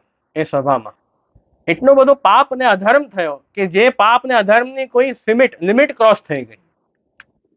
જ્યાં દ્રૌપદીજી એમની પણ લાજ રાખવામાં ન આવી અને એમના સાથે આવો ખરાબ વ્યવહાર કર્યો કૌરવોએ, એવો દુર્વ્યવહાર કર્યો અને એમની પણ લાજ શરમ રાખ્યા વગર એમને નિર્વસ્ત્ર કરવાના પ્રયત્ન કર્યા. ત્યાં પણ હે ભગવાન કૃષ્ણ, આપે જે પરિસ્થિતિમાં અમારી રક્ષા કરી હતી, આપે જે સ્થિતિમાં દ્રૌપદીજીના લાજની આપે રક્ષા કરી બચાવ્યા અને એમણે પ્રભુનું સ્મરણ કર્યું એટલે ઠાકુરજીએ તરત બચાવ્યા. તો એ દુઃખથી આપે અમને છોડાવ્યું. તો એ અસત સભા, એવી અસત સભા તો બહુ ખતરનાક સભા હતી એ તો. અને એનાથી ઠાકુરજી સાથે વનવાસ કૃતસ્થ, વનવાસ સમયે પણ ઠાકુરજીએ રક્ષા કરી. જે વનવાસ થયો તો પાંડવ, તો વનવાસ સમયે કેવી રીતે રક્ષા કરી ઠાકુરજીએ? દ્રૌપદી હરણ દુર્વાસ પ્રભૃતિનામ કૃચ્છત ઇતિ. એમ અહીંયા કહ્યું કે દુર્વાસાજી નો પ્રસંગ આવે છે વનવાસમાં. કે એક સમયે પાંડવો ત્યાં વનમાં હતા અને દુર્વાસાજી એમના હજારો શિષ્યોને લઈને ત્યાં આવી ગયા અને એમણે કહ્યું કે હમણાં સ્નાન આદિ કરીને અમે આવીએ પછી અમે બધા ભોજન કરશું. તો ભોજનની વાત ત્યાં આવી અને દુર્વાસા મુનિનો સ્વભાવ બધા જાણે છે કે જરાક ગુસ્સે થઈ જાય તો બહુ સમસ્યા આવે, બહુ તકલીફ આવે. એમનો ક્રોધ બહુ વધારે ને ક્રોધમાં શ્રાપ આપી દે તો તકલીફ વધી જાય. એટલે હવે કરવું શું? દુર્વાસા મુનિએ કીધું છે કે બધા શિષ્યોને બધા ભોજન કરવા આવશે. એમના પાસે અક્ષય પાત્ર હતું પાંડવો પાસે. એ અક્ષય પાત્ર એવું હતું કે એમનાથી એમને રોજ ખૂબ ભોજન મળે. પણ એમાં દ્રૌપદીજી ભોજન કરીને પછી કંઈ ન મળે એવું હતું. પછી અક્ષય પાત્રમાં કંઈ આવે નહીં એવું હતું. એટલે હવે તો ભોજન થઈ ગયા છે બધાના, દ્રૌપદીજી બધાના. હવે અક્ષય પાત્રમાંથી કંઈ આવશે નહીં. તો હવે આ પરિસ્થિતિમાં શું કરવું? કેવી રીતે અમે ધર્મની રક્ષા કરીએ? એ તો હમણાં આવી જશે દુર્વાસા મુનિ, શું ભોજન કરાવશું? તો એમણે ભગવાનને વિનંતી કરી, ઠાકોરજીની સ્તુતિ કરી. દ્રૌપદીજીએ ભગવાનને સ્મરણ કર્યું ઠાકોરજીનું. તો ઠાકોરજીએ દર્શન આપ્યા અને આજ્ઞા કરી કે અક્ષય પાત્રમાં કંઈ નથી, કંઈક તો હશે. તો એમાં એક શાકનો ટુકડો હતો, નાનકડો શાકનો નાનકડો ટુકડો હતો. એ એમાં રહી ગયો હતો અક્ષય પાત્રમાં. તો ઠાકોરજીએ કીધું કે હું એ નાનો જે ટુકડો હતો ને એ હું ભોગ કરી દઉં છું, એ હું ભોગ કરી દઉં છું, પછી તમારી સમસ્યાનું એનાથી સમાધાન થઈ જશે. તો ઠાકોરજી એ નાનકડો શાકનો ટુકડો આપે લઈ લીધું ને, એનાથી શું થયું કે ત્યાં જે દુર્વાસા મુનિને હજારો શિષ્યો એમના પેટ ભરાઈ ગયા. ત્યાં સ્નાન કરવા ગયા હતા, સ્નાન કરીને ભોજન કરવા આવવાના હતા. એમને થયું કે ના ના, હવે તો ભોજનની તો ઈચ્છા લાગતી નથી. તો ખૂબ ભરાયેલું પેટ હોય તો ભોજનની ઈચ્છા થાય ન થાય ને. આપણને લાગે કે ના ના, હવે તો નહીં ફાવે. એમ એમણે વિચાર્યું દુર્વાસા મુનિએ કે ભોજનની ઈચ્છા નથી, હવે પાંડવોના ત્યાં જઈને આપણે શું કરીએ? એમને નહીં ગમે કે ભોજનનું કહીને ગયા અને હવે ભોજન નથી કરતા, એટલે હવે આપણે ત્યાં જવું જ નથી, આપણે હવે જતા રહીએ. એટલે જતા રહ્યા. ઠાકોરજીએ નાનકડું બસ એ ટુકડો ભોગ કર્યો, ત્યાં બધાના પેટ ભરાવી દીધા ઠાકોરજીએ. તો એ રીતે ઠાકોરજી એ સમય પણ એમની ધર્મની રક્ષા કરી. નહીં તો એ સમય અનર્થ થઈ જાત, દુર્વાસા મુનિ શ્રાપ આપી દે તો ઠાકોરજી તરત બચાવે એમને. તો વનવાસમાં પણ એ ઠાકોરજી આપે અમારી રક્ષા કરી. તો એમ અહીંયા આ પરિસ્થિતિ ગણાવી. એની પછી અનેક વાર થયેલા યુદ્ધોમાં, આવા મોટા મોટા યુદ્ધો પણ થયા છે ને, એ યુદ્ધમાં પણ આપે જ અમને બચાવ્યા છે. મોટો મહાભારતનો યુદ્ધ થયો. આ કુંતી સ્તુતિ તો બધું યુદ્ધ ને બધું થઈ ગયું ને પછી આવે છે. કુંતી સ્તુતિ ક્યારે આવે છે? કે જ્યારે આખું યુદ્ધ પતી ગયું, કૌરવો હારી ગયા અને પાંડવો જીતી ગયા, બધા યુધિષ્ઠિર રાજાનો રાજ્ય અભિષેક થઈ ગયું, બધું સુખ શાંતિ સુખ સમૃદ્ધિ પાંડવોને થઈ ગઈ. હવે બસ ઠાકોરજી બધું વ્યવસ્થિત, ઠાકોરજી બધું કરી દીધું. હવે ઠાકોરજી પાછો હવે દ્વારકા મારે જવું છે, દ્વારકા હવે પાછું અહીંયાથી પધારું, એ ઠાકોરજીને બસ હવે લીલા કરવી છે અહીંયાથી પધારીને. તો એ પેલા કુંતી જે સ્તુતિ કરી છે, તો એ બધું વર્ણન આગળ આવશે. પણ એ રીતે એમણે વર્ણન કર્યું કે આટલા મોટા મહાભારત યુદ્ધમાં કેવા કેવા સામે મહારથીઓ હતા. ભીષ્મ પિતામહ, ભગદત્ત, કર્ણ, બધા આટલા દુર્યોધન, આટલા કૌરવો એટલા શક્તિશાળી, એટલા મોટા યોદ્ધાઓ હતા, દ્રોણાચાર્ય અને અશ્વત્થામા, કે એમના સામે અમારું જીતવું અશક્ય હતું. અમારી સામર્થ્યથી તો અમે ક્યારના હારી ગયા હોત. પણ હે ઠાકોરજી, એ સમય યુદ્ધમાં પણ અસ્ત્ર શસ્ત્રના એટલા બધા પ્રહારો થયા અમારા ઉપર, પણ આપે દરેક વાર અમારી રક્ષા કરી. દરેક અસ્ત્રથી, દરેક શસ્ત્રથી આપે અમને બચાવ્યા. નહીં તો ભીષ્મ પિતામહ અને દ્રોણાચાર્ય અને અશ્વત્થામા એવા એમના ગુરુઓ સામે હતા, તો એમનાથી જીતી શકે? કોણ જીતી શકે એમનાથી? પણ ઠાકોરજીએ કોઈ પણ અસ્ત્ર એમના ઉપર, એમનું વાળ પણ વાકું થવા ન દીધું. ઠાકોરજી એમને બચાવ્યા. અને એમ કહેવાય છે કે અર્જુન જે રથમાં હતા ને, એ રથ માંથી જયારે નીચે ઉતર્યા ને અને ઠાકોરજી પણ રથથી નીચે પધાર્યા, તો એ રથનો એકદમ ધમાકો થઈ ગયો, ભડાકો થયો. ઠાકોરજી કીધું કે હું રથમાં બિરાજી રહ્યો હતો ને, એટલે તું આનંદથી આ રથને કાંઈ થયું નહોતું. એટલે અસ્ત્ર શસ્ત્રનો પ્રહાર પણ રથ ઉપર ક્યાંય એની અસર પડી નહીં. એ તો ક્યારનો રથનો ધમાકો થઈ ગયો હોત. એમ ઠાકોરજી કહ્યું કે ઠાકોરજી બિરાજતા હતા એટલે કઈ વાંધો ના આવ્યો. પ્રભુ ન બિરાજે ત્યારે જ બધું વાંધો આવે. બધા વાંધા જીવનમાં ત્યારે જ આવે જ્યારે આપણે ભગવાનથી વિમુખ થઈએ, પ્રભુ સ્મરણથી દૂર થઈએ, એ જ વાંધો આવે. ત્યારે જ મોટો ધમાકો છે. બાકી ઠાકોરજી બિરાજે તો કોઈ ચિંતાની વાત નથી. તો એમ બધા યુદ્ધમાં પણ બધા અસ્ત્ર શસ્ત્રથી સંકટોથી આપે રક્ષા કરી એમ કુંતીજી કહ્યું. અને એ રક્ષા પણ કેવી હતી? સા રક્ષા ન પ્રાર્થનયા બાધક સ્વરૂપ અજ્ઞાનાત. એમ શ્રી મહાપ્રભુજી સમજાવ્યું કે એ રક્ષા ઠાકુરજી આ બધી સ્થિતિ ગણાવી ત્યાં કોઈ પ્રાર્થના થોડી કરવા બેસ્યા છે. કુંતીજી કે પાંડવો કે દુઃખ આવ્યું અમને બચાવો, ત્યારે ભગવાને બચાવ્યું. ભગવાને પ્રાર્થનાની અપેક્ષા રાખ્યા વગર એમને બચાવ્યું. કેમ કે એમને પોતાને જ નથી ખબર કે સંકટ માથે આવવાનું છે. એવી સ્થિતિ હતી ને. આ બધી પરિસ્થિતિ એવી હતી કે એમને પહેલાથી એનું જ્ઞાન જ નહોતું કે આ તકલીફ આવવાની. અચાનક માથે આવી ગઈ સંકટ તકલીફ, ત્યાં ક્યાં પ્રાર્થના કરવા બેસે? તો ભગવાનને કોઈ રક્ષા કરવા માટે કોઈ પેલા તમે પ્રાર્થના કરો પછી જ ભગવાન રક્ષા કરે એવું નહીં. ઠાકુરજીના શરણે જે ભક્ત હોય એમને તો દરેક સ્થિતિમાં 24 કલાક પ્રભુ એમના માટે બિરાજે છે એમની રક્ષા કરવા. તે પ્રાર્થનાની અપેક્ષા ઠાકુરજી રાખતા નથી. આ વાત આ બધી પરિસ્થિતિઓથી આપણને સમજાય છે. અતએવ હરે હરે અભિરક્ષિતા, એમ આ શ્લોકમાં કહ્યું છે કે હરિ દ્વારા અમે રક્ષિત થયેલા છીએ. હરિ દ્વારા જ અમારી રક્ષા થઈ. એમ આ શ્લોકમાં દરેક પરિસ્થિતિઓ ગણાવી. એના પછી આગળનો શ્લોક કે વિપદ સંતુન શશ્વતત્ર તત્ર જગદગુરો ભગવતો દર્શનમ યચ્છ્યાદ અપુનર્ભવ દર્શનમ.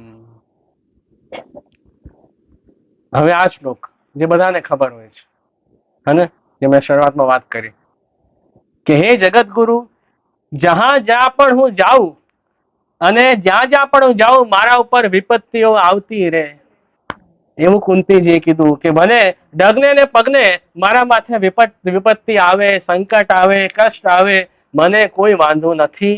કેમ કે દરેક વિપત્તિમાં, દરેક સંકટમાં, દરેક કષ્ટમાં આપ અમને તરત દર્શન આપી દો છો. આપના દર્શન તરત થઈ જાય છે. એટલે અમે વિપત્તિ, સંકટથી, દુઃખથી ડરતા નથી. એટલે વિપદ સંતુ, વિપત્તિ તો એમણે માંગી છે કે મને વિપત્તિ આવે, સંકટ આવે એવું હું માંગુ છું, વાંધો નહીં. કેમ? કેમ કે એમને અનુભવ એવા જ થયા છે કુંતીજીને કે સંકટમાં અને વિપત્તિમાં ઠાકુરજી તરત દર્શન આપ્યા છે. તરત ઠાકુરજીના દર્શન થયા છે. અને કુંતીજી પણ એ કહે છે કે આ તો આપને વિપરીત લીલા છે કે આપત્તિમાં આપ જેવું પરમાનંદ આપો છો એવું આપત્તિ ન હોય ત્યારે એવું પરમાનંદ નથી મળતું. એ વિપરીત લીલા છે. એમને એવો અનુભવ થયો છે કે કષ્ટ, સંકટમાં, આપત્તિમાં તરત ઠાકુરજી દર્શન આપ્યા છે. તો એટલે કહ્યું કે આપત્તિ વહી જાય, સંકટ વયો જાય પછી આપના દર્શન એવા થતા નથી. એના કારણે ભગવાનના દર્શન થાય છે વિપત્તિમાં, સંકટમાં. એટલે એમણે સંકટ વિપત્તિ માંગી છે. પ્રભુના દર્શન ન થતા હોય એવી વિપત્તિ એમણે નથી માંગી. ખાલી એમણે દુઃખ માંગ્યું એમ કે બધા કે એમણે દુઃખ માંગ્યું. કુંતીજીએ દુઃખ માંગ્યું. કેમ દુઃખ માંગ્યું? એ દુઃખ માંગવાનું કારણ છે કે દુઃખમાં ભગવાનના દર્શન થાય છે. એ દુઃખમાં ભગવાનનું સ્મરણ વધારે થાય છે તો એ દુઃખ પણ સારું છે. તો કઈ વાંધો નહીં, દુઃખ પણ આવે. તો એને જે નેગેટિવ વસ્તુ છે, દુઃખ આવું એ તો નેગેટિવ છે, એને પણ પોઝિટિવ કરી નાખે. તો કેટલી સકારાત્મકતા એ ભક્તોના જીવનમાં હોય છે આપણે જોઈ શકીએ છીએ. ભક્તનું જીવન ક્યારે નકારાત્મક નથી હોતું. નહીં તો આપણે આજના લોકો ડગને ને પગને એકદમ નેગેટિવ હોય કે ઓ આ થઈ ગયું, પેલું થઈ ગયું, આ દુઃખ આવી ગયું, આ કષ્ટ આવી ગયું, સંકટ આવી ગયું. તો દુઃખમાં પણ કેમ આપણે પોઝિટિવ રહેવું, આ આપણને આમના કુંતીજીથી શીખવા મળે છે કે દુઃખમાં પણ ઠાકુરજીનું તમને સ્મરણ થતું હોય, દર્શન થતું હોય તો સારું છે. દુઃખ શું વાંધો છે? વધારે ભગવત સ્મરણ કરવાનું ઠાકુરજી મોકો આપ્યો, વધારે ઠાકુરજી યાદ આવે છે તો ક્યાં ખોટું છે? હા, દુઃખમાં ભગવાન યાદ ના આવતા હોય, પ્રભુનું સ્મરણ ન થતું હોય, પ્રભુના દર્શન ન થતા હોય તો પછી કાંઈ એવું દુઃખ શું કામનું? એવું પછી દુઃખ એવું દુઃખ નથી માંગે, એ દુઃખ કામનું નહીં એમ. તો એવું અહીંયા વર્ણન કર્યું. અને એવા આપ ઠાકુરજીને જગતગુરુ કયા છે આ શ્લોકમાં કે શશ્વત તત્ર તત્ર જગતગુરુ, કે એવા આપ જગતગુરુ છો. અને આપ ગુરુ છે, આપનાથી જ અમે એવું શીખ્યા છે કે વિપત્તિ સારી છે. આ જ્ઞાન મળ્યું ક્યાંથી? કે તમે આપત્તિ ને વિપત્તિને સારું કહો છો તો આ જ્ઞાન તમને ક્યાંથી મળ્યું? કે જગતગુરુ આપનામાંથી. આપે જ શીખડાવ્યું છે કે વિપત્તિ સારી હોય. આપે જ અંતર્યામી રૂપથી બિરાજી મને આવી પ્રેરણા કરી છે. એમ કુંતીજી કે છે. તો એ વિપત્તિને ફલરૂપ કહી.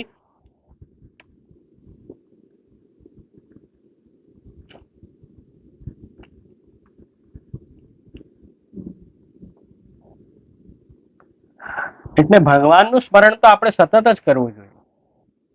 એનો અર્થ એ નહીં કે ખાલી વિપત્તિમાં સ્મરણ કરવું અને સુખમાં ન કરવું, એવો અર્થ આમાંથી નથી લેવાનો. ઠાકુરનું સ્મરણ ને સેવા તો સતત કરવું જોઈએ. જો સતત કર્યું હશે તો વિપત્તિમાં ભગવાનનું સ્મરણ થશે. જેણે સતત નહીં કર્યું હોય ને સ્મરણ, એને તો વિપત્તિમાં ભગવાન યાદ નહીં આવે, એને બીજું બધું ખોટું ખોટું ઊંધું ઊંધું યાદ આવશે. વિપત્તિમાં પણ ભગવાન યાદ આવે, તો કૃપા હોય તો જ યાદ આવે ને, એ તો કૃપાની વાત છે. એટલે સતત ભગવત સ્મૃતિ આપણે સદા રાખવી, આ વાત આપણને શીખવા મળે છે. તો આપણા ભક્તોના તો એવા છે, પ્રહલાદજીનું ચરિત્ર જુઓ કે કેટલા દુઃખો એમને આવ્યા, હિરણ્યકશ્યપુ આવ્યા, પણ દરેક પરિસ્થિતિમાં એમને શું હતું? ઓમ નમો ભગવતે વાસુદેવાય. દરેક સ્થિતિમાં ઠાકુરજીનું સ્મરણ એમને ચાલુ હતું. એટલે વિપત્તિ પણ એમને હસતા હસતા નીકળી ગઈ. અને એ દુઃખમાં પણ એ કષ્ટ સહન કરવાની શક્તિ ઠાકુરજી આપે. દુઃખ આવે, દુઃખ નહીં આવે એવું ક્યારે નથી કીધું. તમે ભક્ત થયા એટલે હવે દુઃખ ક્યારે આવશે જ નહીં જીવનમાં, એવું કોઈએ દાવો નથી કર્યો. હા, દુઃખ આવશે, દુઃખ આવશે, પણ દુઃખ સહન કરવાની શક્તિ તમને મળશે જો તમે ભગવાનના શરણે હશો.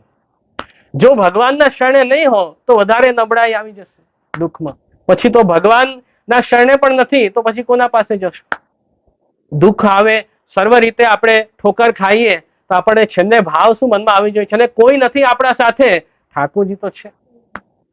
એ ભાવ વધારે સ્ટ્રોંગ થશે. હું તો એમ કહું છું, બધા આપણા રસ્તા ફેલ થાય ને બધા રસ્તા આપણને બંધ લાગે દુનિયાના, કે કોઈ આપણે કાર્ય સફળ થતા નથી, બધી રીતે બંધ છે, તકલીફ છે, કોઈ સાથે ઊભું નથી, પણ ઠાકુરજી તો છે ને સાથે, એમના ચરણ તો પકડ્યા છે ને, તો કોઈક છે આપણા સાથે, એ ભગવાન છે. એ અનુભૂતિ દુઃખમાં કરી શકીએ પ્રભુનું સ્મરણ કરીને, સંકટમાં, તો એ મોટી વાત છે. તો જો ઠાકુરના શરણે જીવ નહીં હોય તો દુઃખમાં તો વધારે સ્થિતિ ખરાબ થઈ જશે. એ સહન જ નહીં કરી શકે વ્યક્તિ, અને એકદમ મનથી વિચલિત વધારે થશે. એટલે મહાપ્રભુજી શું કહ્યું? ત્રિ દુઃખ સહનમ ધૈર્યમ. એટલે તમે ત્રણેય પ્રકારના દુઃખને ભગવત શરણાગત રહી ધૈર્યથી સહન કરો તો તમને વાંધો નહીં આવે. જો ધૈર્ય ખોયો, જો પ્રભુનું સ્મરણ શરણાગતિ છૂટી તો પછી વ્યક્તિ માણસ દુઃખમાં પાગલ જ થઈ જાય. પછી એની મનની સ્થિરતા ન રહે જરા પણ. કેમ કે ભગવત ઈચ્છાથી થયું એમ ન માને વ્યક્તિ, બધું પોતાના ઉપર નહીં રહે તો માણસ ગાંડો થઈ જશે ને. બધું પોતાનું અહંકાર મનમાં રાખે કે મેં આટલું બધું કર્યું, મેં આટલું સરસ કર્યું, તો પણ આ કેમ નથી થયું? તો બધું ટોપનો પોતાના માથે છે, તો માણસ દુઃખી વધારે થશે અને કષ્ટ વધશે. પણ ભગવત ઈચ્છા, પ્રભુની ઈચ્છા એમ કરવાની હશે એમ આપણે કહીએ તો આપણે છૂટા થઈ જઈએ. પછી એ ભાર આપણા માથે નથી રહેતો. તો વિવેકસ્તુ હરિસર્વમ નિજેચ્છાતઃ કરિષ્યતિ, આ ભાવ આપણે મનમાં, હૃદયમાં સદા રાખવું, તો એનાથી દુઃખ સહન થઈ શકશે. જો તમે રોડ પર ચાલતા હશો તો ખાડા તો આવવાના જ છે, બરાબર? જીવન છે તો તકલીફ, સુખ અને દુઃખ એ તો જીવનના બે પાસા છે. તો કષ્ટ તો આવશે. રોડ પર તમે જશો તો ખાડા તો આવશે જ. હવે તમે ખાડાની અસર તમારા ઉપર કેટલી પડે છે એ તમે કયા વાહનમાં બેસ્યા છો એનાથી ફરક પડશે. રિક્ષામાં બેસ્યા હશો તો અસર વધારે પડશે, બરાબર? આખા તમે ઊંચા નીચે થશો, આખા ઉછળી જશો ઉપરથી નીચે. અને એ જ તમે મર્સિડીઝમાં બેસ્યા હશો તો ખાડો આવીને જતો રહેશે, ખબર નહીં પડે, થશે કે નહીં? તો ખાડો તો બધાને આવે છે, પણ એની અસર એ વ્યક્તિને કેટલી થાય છે એના ઉપર, એનાથી ફરક પડશે કે ક્યાં તમે કયા વાહનમાં છો. એમ તમે ભગવાનના શરણે છો તો એ દુઃખ પણ તમને, મર્સિડીઝમાં બેસ્યા, કઈ વધારે અસર નથી, એમ દુઃખ આવીને જતું રહેશે અને ખબર નહીં પડે. પણ જો ભગવાનના શરણે નથી તો તમે પછી ગાંડા થયા, દુઃખને સહન જ નહીં કરી શકો એ સ્થિતિમાં. એટલે અહીંયા કહ્યું કે પ્રભુ શરણાગતિ રાખો, પ્રભુનું સ્મરણ રાખો, ભગવત સન્મુખતા રાખો, તો એવું દુઃખ તો ક્યાં વાંધો છે? એવું દુઃખ તો સારું છે જેમાં આપના દર્શન થઈ જાય. કેમ કે આપના દર્શન થાય, ભવતો દર્શનમ યત સ્યાદ અપુનર્ભવ. કેમ કે જે જીવને આપના દર્શન થઈ જાય એને પછી ક્યારે પુનર્જન્મ નથી થતું, એમ કુંતીજીએ કીધું. એવું આપના દર્શનનું એટલું મહાત્મ્ય છે કે પછી એને આ જન્મ મરણના દુઃખમાં ફસાવું નથી પડતું.